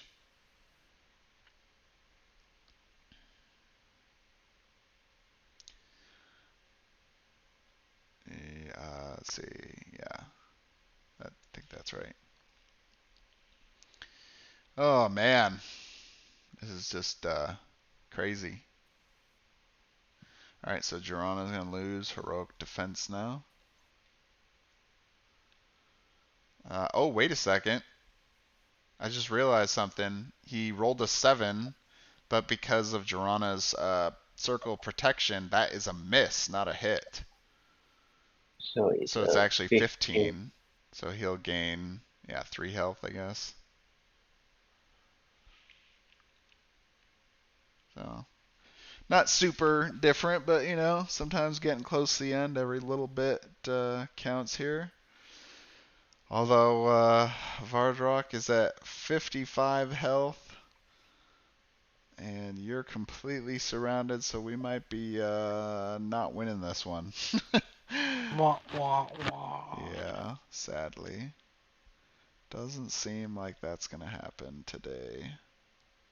But, you can't win them all. Just play to the end. So, it's the hero's turn. I do have an idea, though. So, what I'm thinking is Jorana will use Heroic Schism, which will do 5 damage to each of the skeletons, which won't kill them, but we also get to move. You get to move any number of combatants 2 squares each, so we can move them out of the way and move you closer to that chest. Okay. Sounds like a good idea. Okay, so you want to, do all their health. So each of them take 5 damage. And then I'll try moving them into better spots for us.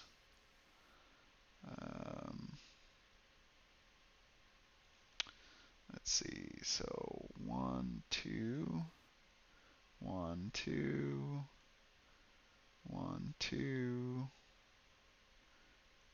1, 2, 1, 2, and then does Jorana want to be at range?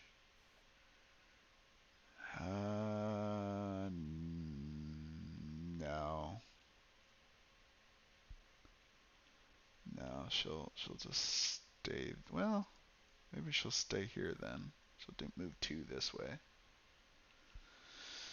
Okay, and then you were already moved. So so Jorana's not gonna do any movement on her turn. She's already spent the special token and heroicism. So now it's your turn. So it's 1, 2, 4.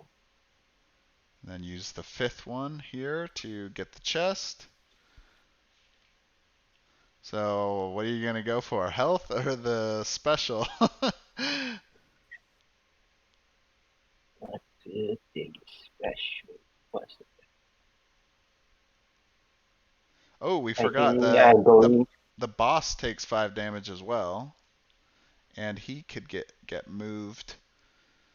I mean, I don't know if it really helps us in this case for him getting moved, so probably just leave him there.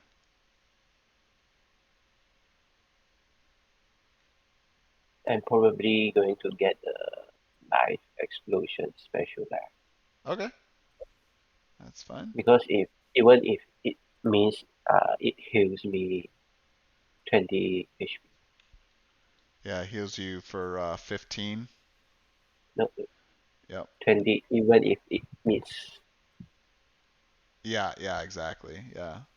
So I'd rather have a special. Yeah, no, that's good. So All right. So you've moved, and you have your special, but you can't make a special attack right now because special is down. So there's really not anything else you can do because your attacks are all in melee. So so you could use your primary action to do an additional movement if you want, but you just won't be able to do any more attacks this turn. I think I will move.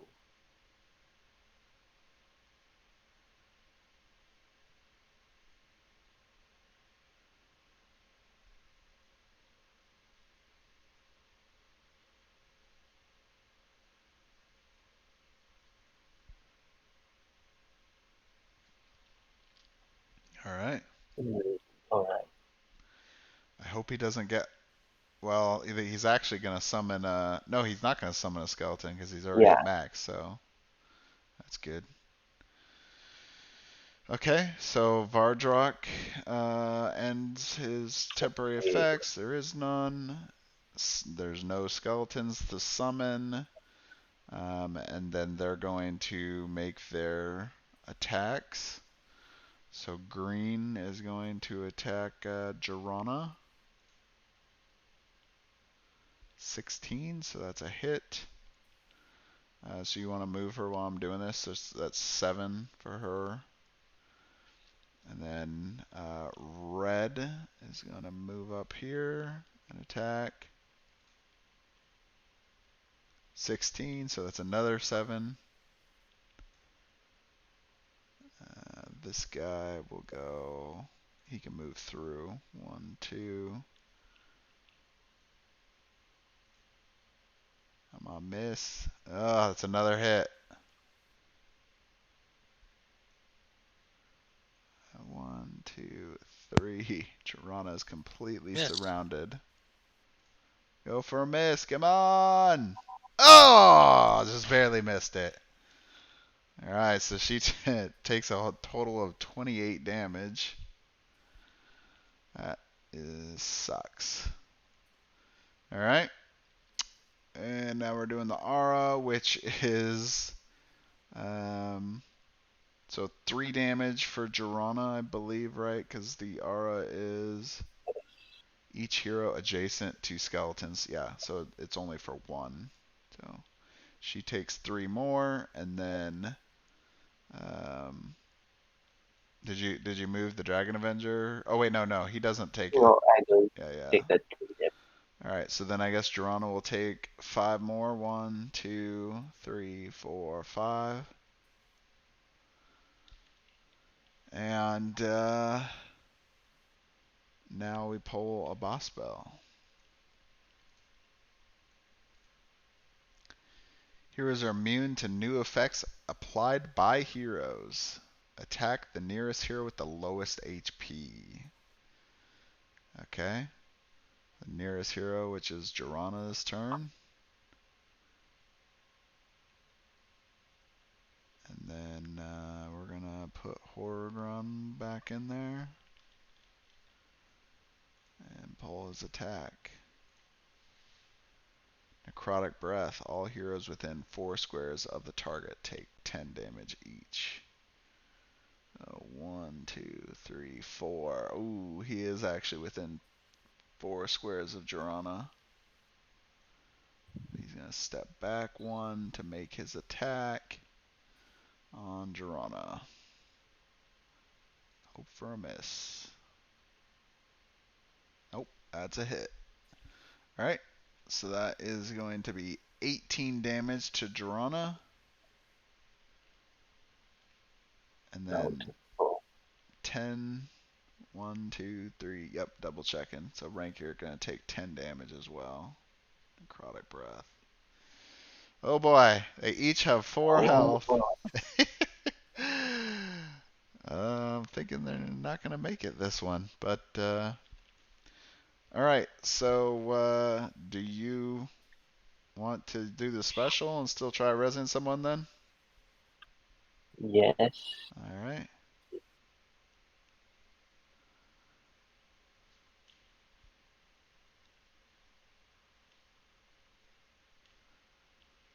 No special. I think I would just use it on Qatar. Alright. Bring back the Qatar. Come on. There we go. 15. It hits. Alright, revive the target. Place it within 5 squares of you. Wherever Qatar wants to stand, really. 1, 2, 3, 4, 5. You could put Qatar like here, and then he'd be ready to. I don't think he can go. I don't think he can Yeah. go that. I think that's the furthest he can go. Yeah. All right. Did anyone grab his And, health? There it is. 25. and you, All right. Now somebody I else. think, Yeah. You or another ally within range regains 15. You want to give it to Jirana since she's got 1 special left? yeah. So it's 19. Alright, hopefully she'll make this. Alright, so Qatar, do you want to go? Sure. Let's Max damage, baby. Max damage. mighty blow. Mighty below. Don't take the bonus. Nope, no bonus.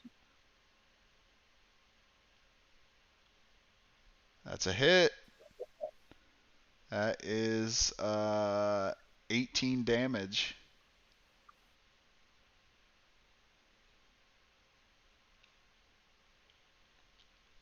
Awesome. Alright, specials back up. Um, Tirana is like right in it. Alright. So she is going to use Thunderous Charge. Although, I mean, she's not really going to get the benefit effect because it doesn't really matter anyway, and it's just going to move her up 1 to make her attack. She's going to go up here, and then she's going to make her attack. Hopefully we get this. Come on. That's a hit. 20 damage. That brings them to, what's it, 30 to 12. Yeah. Oh, man. Come on, guys. This closer. Let's hear some spirit. We got some spirit. Skeleton will. We got to survive one more. One more here. Oh boy. Here we go. Come back. Come on, baby. All right. No special, no temporary effects, bone attacks, no more skeletons. So now they're going to attack the nearest hero with the lowest HP. So they're going to attack Girona here first. So let's say green is going to go first. Oh no, Yeah. that's a hit because she's actually mobbed right now. Oh, okay. So Yep. mob is minus. Yeah, it means she's exposed. In fact, yeah. -3.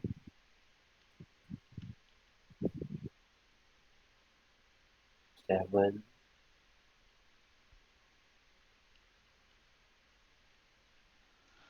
Oh, you know what? I think we screwed something up. Let's just play it out anyway. But basically, the power is heroes are immune to new effects applied by heroes. So technically, the Dragon Avenger shouldn't have been able to resurrect anybody this last turn. Oh. Didn't you just pull that though? Yeah, that was, I pulled the last one, right? Because I haven't done it yet. I thought that was this one you just pulled. No, I haven't pulled the next one yet. Qatar, you don't belong here. We'll just play it through anyway. It's a little more exciting getting here to the end just to see what happens than to just basically automatically lose at this point. Okay, so green made his attack, right? And so now red's turn. 14, so that's a hit. Blue's going to move up here. And he's going to make his attack on Girona. Poor Girona, is she going to make it? No, nope. She is dead. Alright, so now this skeleton's going to move over here and attack Qatar. 17, that's a hit, so 7 damage. Alright, and then we do Ghastly Aura. So Qatar takes 3. And then somebody else takes 5, so that'd have to be Qatar. Oh god. And then now we get to do boss spell. Heroes are weakened and slowed. Attack the furthest hero with the lowest HP, which is definitely the Dragon Avenger.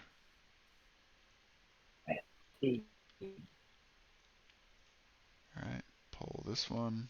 Soul Break. 20 damage. The target can't make special attacks, remove permanent effects. Alright. So he is going to, make his attack, but he's got to get closer first. 1, 2, 3, 4, 5.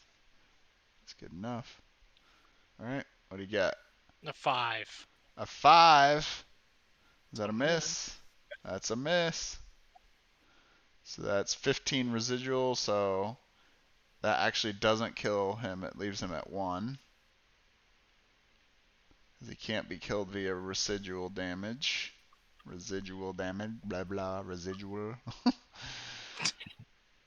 Alright, so now the heroes get one more turn. This would be a great time for the Dragon Avenger to use Searing Vengeance. Do it. Go for the killing blow, Chad. Okay. Let's go. 1. It's a Oh, miss, but the target takes 10 residual damage instead of 5. So he's out 2, even though you missed. All right. So now Qatar needs to do sidestep, it looks like. Yep. And he's probably going to want to just go Mighty blow. for, like yep, mighty blow. Increase his chance to hit. Yep.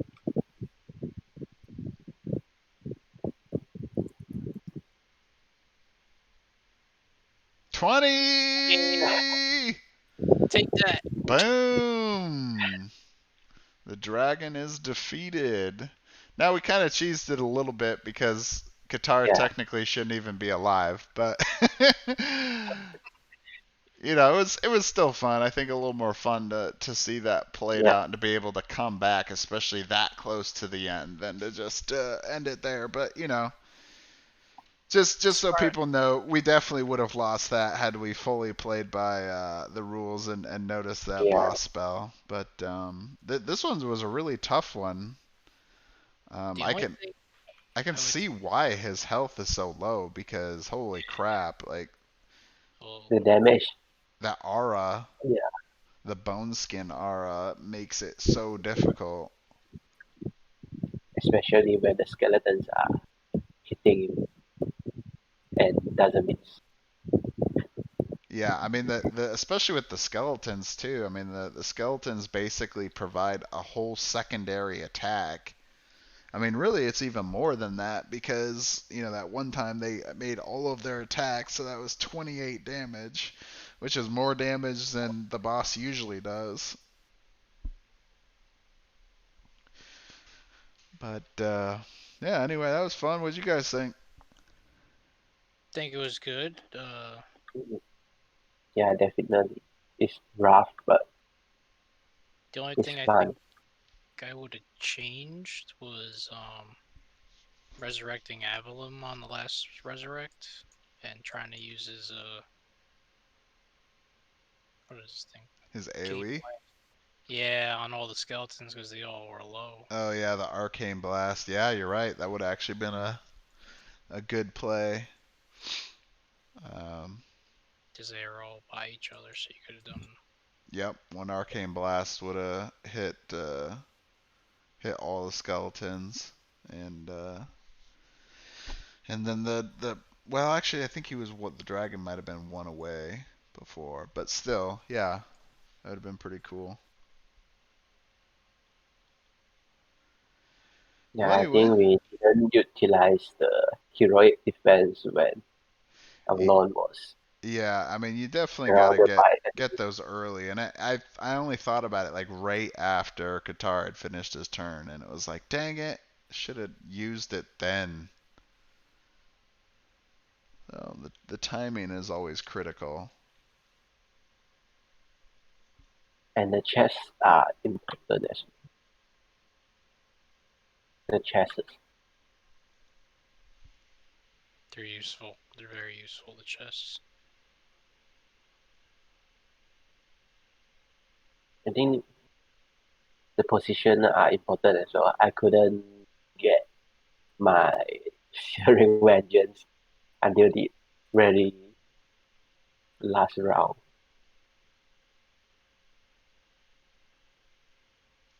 Like What was that again? the position of my hero. Yeah, Actually, I should just take maybe some reaction that and yeah, get closer to the. yeah, definitely. I mean, I think there was some times you definitely could have done that instead of just doing the Dragon Blood, especially because that Searing Vengeance, he gets that +5 damage because he's fighting a dragon. Makes, And that a strong attack. and the, so Let's see. I'm trying to read the comment that Tiger Hazley made.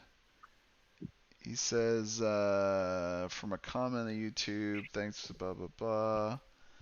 According to the quest guide, you have to apply the Overlord perk to all bosses and other unique villains, which I guess Henrik is considered. I know you're familiar with Overlord perk, but you forgot to apply an additional rule from the errata. Add this rule: every boss turn on its first miss, reroll 1 die, but the attack deals -3 damage. Where is that? I don't see that. Oh, yeah, you're right. It's all the way here at the top. Add this rule: every boss turn on its first miss, reroll 1 die, but the attack deals -3 damage. Wow, that makes bosses a lot stronger. I've never played with that because I I don't I used to look at the errata a lot, but since I've been doing a lot of tabletop simulator, I've just kind of been looking in there and just kind of forgetting about it. But that's definitely a good point. Because when a boss misses an attack, it's pretty big. I mean, at the same time, so let's see. The boss missed. What was it? Was it Rankier earlier? So if he would get to do his attack again, which I think was an 18. So if he did it, and let's say he made the attack, then he'd get to do the 15 damage, but then all heroes within 4 squares take 10 damage each, but nobody was even near him at the time. So, I mean, in that case, it didn't change anything, but I could see easily. Did the boss miss any other attacks in this one?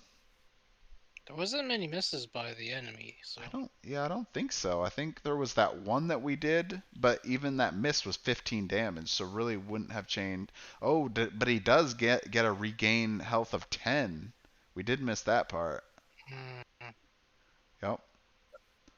So that definitely would have helped him.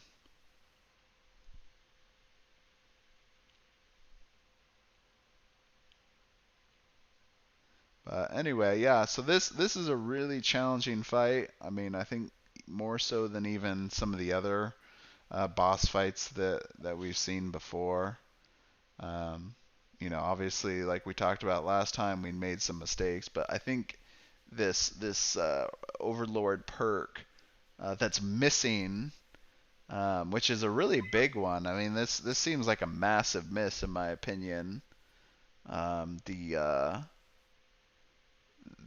being able to essentially be blessed, but having -3 to his attack. I mean, it's not exactly blessed, obviously, but for the boss to get a second chance to make an attack is actually really huge.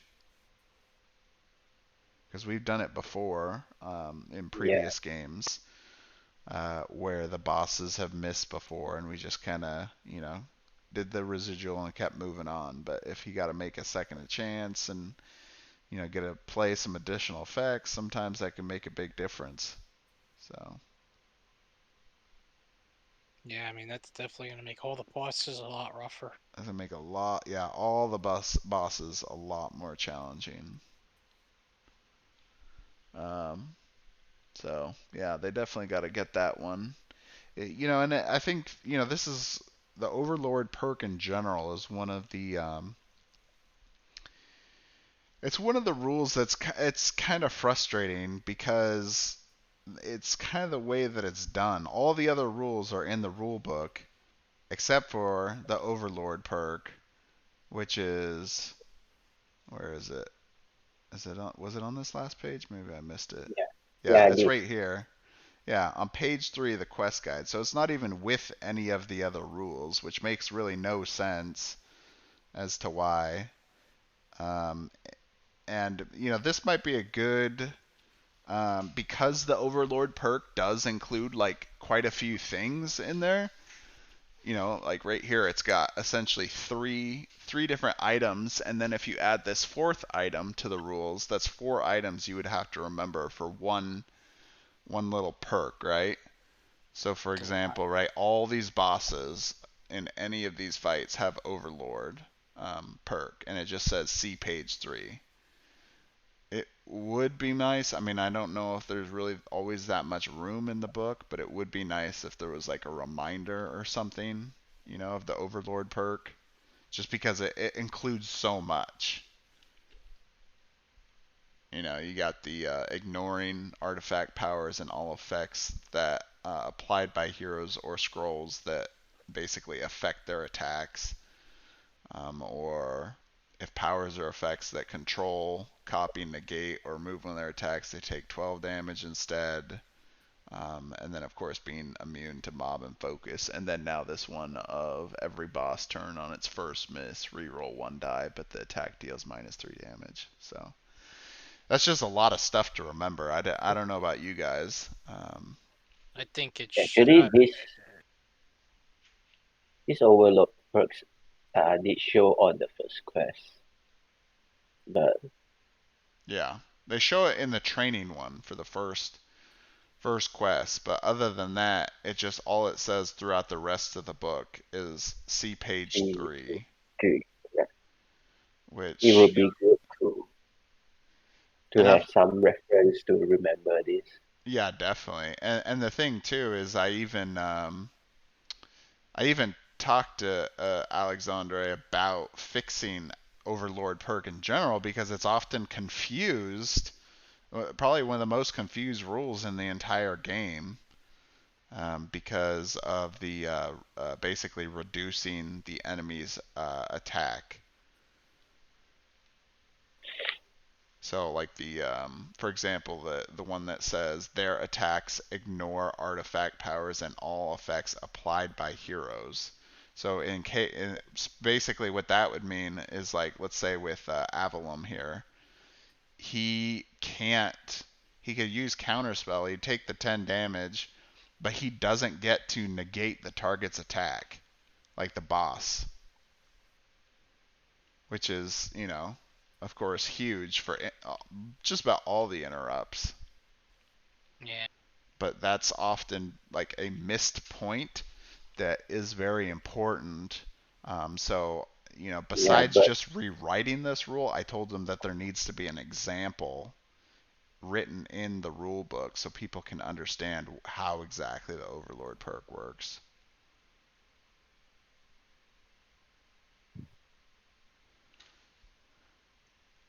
But anyway, so that's another one of the items here to add. Let me check my phone real quick, see if there's any updates. Sadly, it does not look like it. I was really hoping that tonight was going to be the night that he was going to send me the details for the new Kickstarter hero, but it sounds like they probably didn't get the work done again this week, which is a little annoying and frustrating, obviously, because been 2 weeks now that they said that they were gonna get us those by. Um, but we'll survive. We'll keep playing. We'll get it sooner or later. Yeah, eventually we'll get it right. I mean, the end of the pledge manager is September 1st. For wave 1. Yeah, for wave 1. So you got to get your pledges locked in and figured out. And if you're wanting to get something for wave 1 and you're a first time or a backer, if you're a late backer, you probably want to lock in before September 1st because good chance prices will increase and there apparently may not be all items available, which actually was a little surprising to me. I don't know about you guys. Yeah. yeah, I don't it know. surprised me that That's probably the Dragon Collection, I think. Or the Legendary Box. Yeah, I'm kind of confused exactly why. I don't understand the logic behind why why there wouldn't be some items available later on for late backers specifically, but for some reason, normal backers wouldn't be, affected by it at all. No wonder if they're only printing X amount of something and then saying that's it until, I don't know, next time or the Yeah. next expansion or whatever they plan on doing down the road. But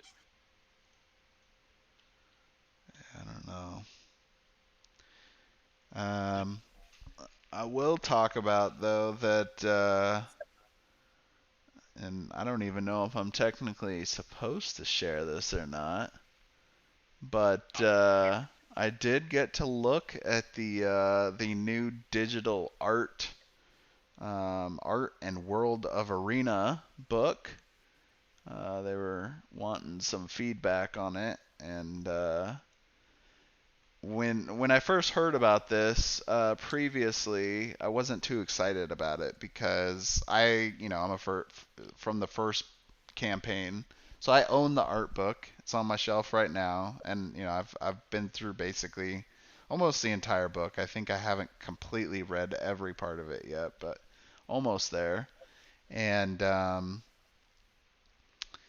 anyway, so when I heard about the digital one that they were gonna do, I was like, oh, okay, well, great. I mean, it's just the digital version. But this one actually does include some some pictures of it includes art from Tenaris Adventures in there. So you see a lot of cool stuff, cool pictures in there. And you also get some information on the next campaign, Uh, the RPG book. Dot hmm. Oh, dot dot. In fact, they even kind of outline some of the special things that they're going to be giving away. You like free items that you would get for backing, like a early on day one type thing, like they did with Tenaris Adventures. And they talk about the 4 new classes that are going to be played specifically in the RPG book. Hmm. So there's some little interesting things there. Some I'll foreshadowing. just say that there might be potentially a little more plastic included with that as well. Uh, But anyway, I don't want to give away everything because I'm assuming you guys are going to get to see this pretty soon. I was trying to yeah, ask him actually this morning exactly. about it, see when it's going to be sent out. But anyway, yeah, go ahead, Chen. And you mean digital upload or What was that? I think we can see the RPG book next month, right? Uh, yeah, it might be. It might be Monday. I'm not sure exact. He never said when it was going to be released. All he did was he was like, "Hey, I need some feedback on the art book." And I was like, "Okay, sure." so that makes me curious when they're gonna hand out the digital books because It's got to be soon because actually that's one of the feedback items I gave him was, I mean, if you're planning to include this as part of the art book, which I mean, I'm not always a super fan of providing promotional information in like a book that won't ever change again, right? Because it's one of those things that like at the time it's super exciting, but then let's say you look at the book a year later, it's like there's a whole section in there that like means nothing anymore.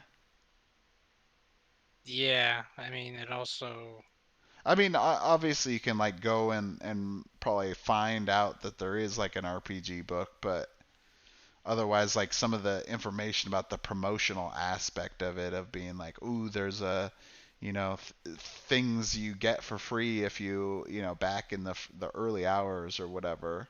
um like that doesn't mean anything to you anymore because that date has already passed, right? right, and it's gonna. Yeah, So I mean, they also mentioned about kind of the physical book being in that Kickstarter with the RPG book. Would that have the new information in that book, or would it just be the same copy of the old book? That's the question. There's wait, that's news to me that they're gonna They're do a talking physical. they're talking about putting the art book is part of the RPG book as well, like so you could get the RPG book and then add to the pledge the art book. They haven't said if Oh, they're going to or not, but they've hinted at it because people have been asking, and they said maybe the RPG book will have it too. yeah. Well, I So, mean, the thing is they try to do as much as they can, but obviously, it's three guys and a bunch of contractors, so it's not like, right. they have a ton of resources and times, and they're still a small board game company, so it's a little more challenging to do all the things. Like for example, I'll tell you, during basically during the fulfillment phase, and when they were talking about the next expansion, one of the items I brought up was how much, how great the 3D walls were, right? I mean, a ton of people loved the 3D walls. Yeah, And in my mind, I thought it was one of the major selling aspects of Arena, and I kind of thought that they should actually try to promote that a little bit more.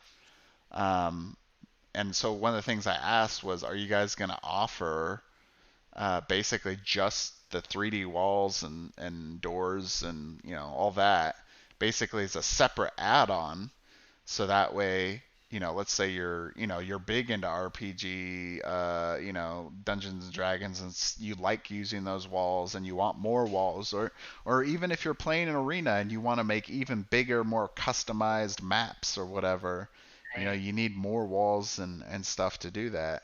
And so I asked if they could do that, and they were like, "Oh yeah, we'll look into doing that." Well, I think it's one of those things where it was like, the amount of cost that it was going to do to make that and everything, for all those walls and doors was probably going to be a pretty good amount.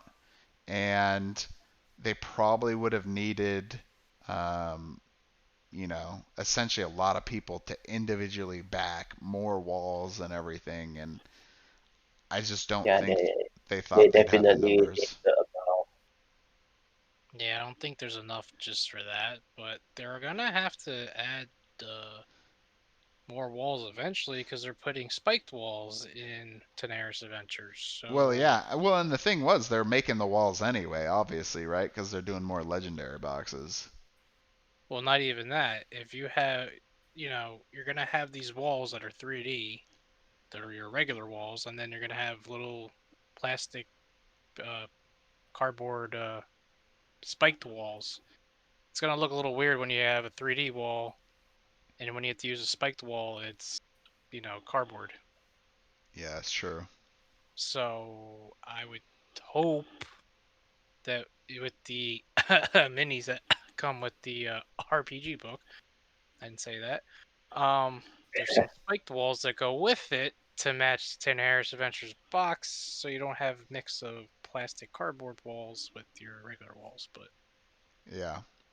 Well, and that's I mean, those walls are great. I mean, that's the thing that sucks about Tabletop Simulator, which I think, it could potentially be done, but it's significantly way more work. And, we only got one guy in our community that's even working on this mod, and I know he right. does other stuff too. So, um, you could make them in here, but anyway, the playing it in real life is way more fun with actual like 3D walls than it is what you see in Yeah, Tabletop Simulator. Yeah, yeah, I don't mind it on here like this.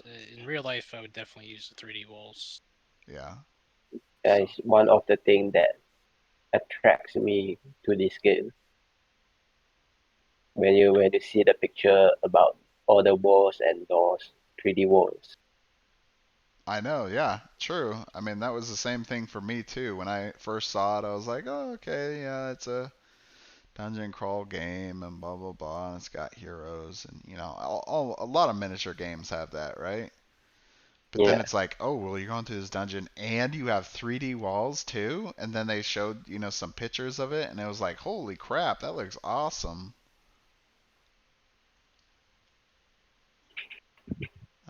So that was definitely a major selling feature, in my opinion, of the original campaign. Avalon is just like flying over here. What do you know? Um, yeah, it was one of the major selling points, and I don't know if they really sold it up, which is a little disappointing. I feel like there's more opportunity that they could have done with that.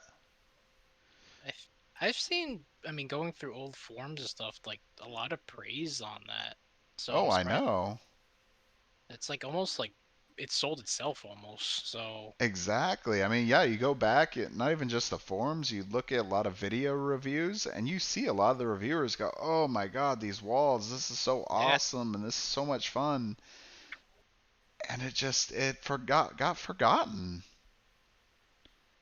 It was I like, mean, yeah, we did that already, so we're gonna move on to the next thing. And it's like, I almost kind of feel like they should have just expanded on that. I mean, my wife she was talking to me about all these different kind of ideas of other terrain style, you know, miniature things, right? I mean, and other people mentioned it too, like with the spikes or lava or altars or portals or something, right? yeah. Making them a little more exciting, fun to have on the battlefield. Well, I'm fine Yeah, with but like. it's kind of difficult to design a terrain that the miniature can stand on it. True. I mean, I like I understand like the altars, the spikes, the lava because you're technically standing on those. Yeah. And but like something I don't know if you want to add like a geyser or something later, you know. Well, my wife, one of the things she mentioned about was like high ground or something. Maybe you Right. could get like a high ground type tile, and it allows you to see over a wall or something like that. That would be cool. I mean, the concept might be there. I mean, the expansion has, expandable boards, so maybe three-dimensional is the next way to go. Yeah, right. I'm not sure whether you have seen the campaign of the Chronicles of Gronago. They have this kind of three-dimensional terrain where Yeah. you can stand on the high ground and get some benefits or disadvantages if Oh, you that's are cool. attacking a high ground. Yeah, Yeah, they are achieving it by using the game trees. that's cool. Yeah, I mean, obviously, like the stuff with like the spikes or the portals or whatever, that's more just kind of like cosmetic than it is, changing anything to the game. I mean, really, all of that is cosmetic, but I feel like there probably is some opportunity to create some game elements with like miniatures or something, that you could, terrain miniatures that you could do. But anyway, who knows? I mean, there's always time in the future. It just may not be part of this one, right? Yeah, they got a long way to go, so They already got their books pretty full with all kinds of new quests and things. I mean, for me, sure it's a little disappointing that there's not more for the train stuff, but being able to have like really good and well done quests, especially when they're promising, what are they promising right now? Like 100 something of them. yeah, I don't know how they're gonna fit that in a I year, but mean, it's I mean, if you go and look at like Gloomhaven, right, which has like over 100 some quests. I remember the designer there was talking about how worn out he was from trying to make that many different quests, and of course all trying to make them balanced and interesting and not have kind of issues and everything. But it's quite a task to ask for that much. So it really wouldn't surprise me if we were to hear potentially more delays. But you know, yeah. And in fairness, you don't want 100 boring quests. exactly, You'd rather have, I mean, quality over quantity, in my opinion. exactly. I definitely would rather have 100 or 80 like really good quests that maybe takes longer to make, or or even if there's like 60 good quests or whatever, maybe not Yeah, quite as many, but they're still decent a number than to get just like a crazy amount, right? Like, oh, I want 150 quests, but all of them are kind of like, okay, walk from this side of the board to the other, and attack stuff. right. I mean, like you were saying, I'd rather see like 50 really good quests, and then you know, I don't mind buying later on. Maybe give us more quests, or maybe that's what they'll do. is they'll give us like half the quest, and then as time goes on with updates, just send us new quests. Yeah, it's possible. Or I mean, kind of like what was talked originally about the campaign, that people would be able to create their own characters and quests, and they'd be included, potentially like in the game, or at least on their online section, which is another item that have talked to them about, which I know they feel a little bit bad about because they wanted to do more with the community aspect, but I mean, but between the COVID stuff and that interrupting their workflow, and of course, just working on the game, which they probably should have guessed for that, but didn't have quite as much time for doing those things. But we have some stuff in here on the our Discord that we try to do, and in fact, one of the things that I might be doing in my next stream, which will probably be a week from this Sunday, is I was going to create. Well, I'm going to get the help of the creator, but we're going to make an offshoot of this mod, and it's going to include some community heroes. And basically, we'll probably try to revamp them as we're playing them, but we'll be able to actually do, some playtests and stuff in here with all the other heroes as well. That's cool. And so, and I know that there's one person that made like an actual quest, but I don't know if he ever uploaded it or not. But anyway, yeah, so I just feel like there's a lot more opportunity for community created stuff, and I think especially with Tabletop Simulator, we can put some stuff together and, in this offshoot mod. That way it doesn't kind of get mixed up with the actual game. Right. Still be able to test a bunch of those things out. So. All right, well, that's pretty much all that I wanted to go over for today. So, guys, thanks for coming on, guys. That was a lot of fun, really challenging battle. Thanks for Thank the you. teach and the stream. Yeah, no problem. I mean, I was trying to see if we'd get any more of a audience tonight, but pretty sure we didn't. I think there was maybe 2 or 3 people in there at one time, but not too many, which isn't too surprising. I mean, not like we're always the most exciting of streams out there. But I actually did get one person send me a message after one of our videos saying, "Hey, I watched your video, and it said you said at the end of your video that people don't really watch it." And it's like, no, I watched the whole thing. So, there are people that watch the videos, and I'm like, oh, okay, cool. Well, thank you for watching, even if you're not watching live. Yeah, Okay, I mean, I so guess because sometimes streams can get a little long if we're doing a long quest or something in 3 Yeah. hours. So, it's some people that's like a football game or. Well, exactly. This one's already at 2.5 hours, Yeah. but Oh, yeah, I mean, that's why I was gonna get the help of Out Ideas here, and he was gonna try help doing some editing because I don't have a lot of time to do that kind of stuff and do the streams and all the other arena stuff that I do, and and my yeah, own it's hard to get job all. and life and all that. So. All right. Well, anyway, that's probably good enough. So we'll see you guys later. Have a good night, and we'll talk to you again. Good a good weekend. weekend. All right, you too.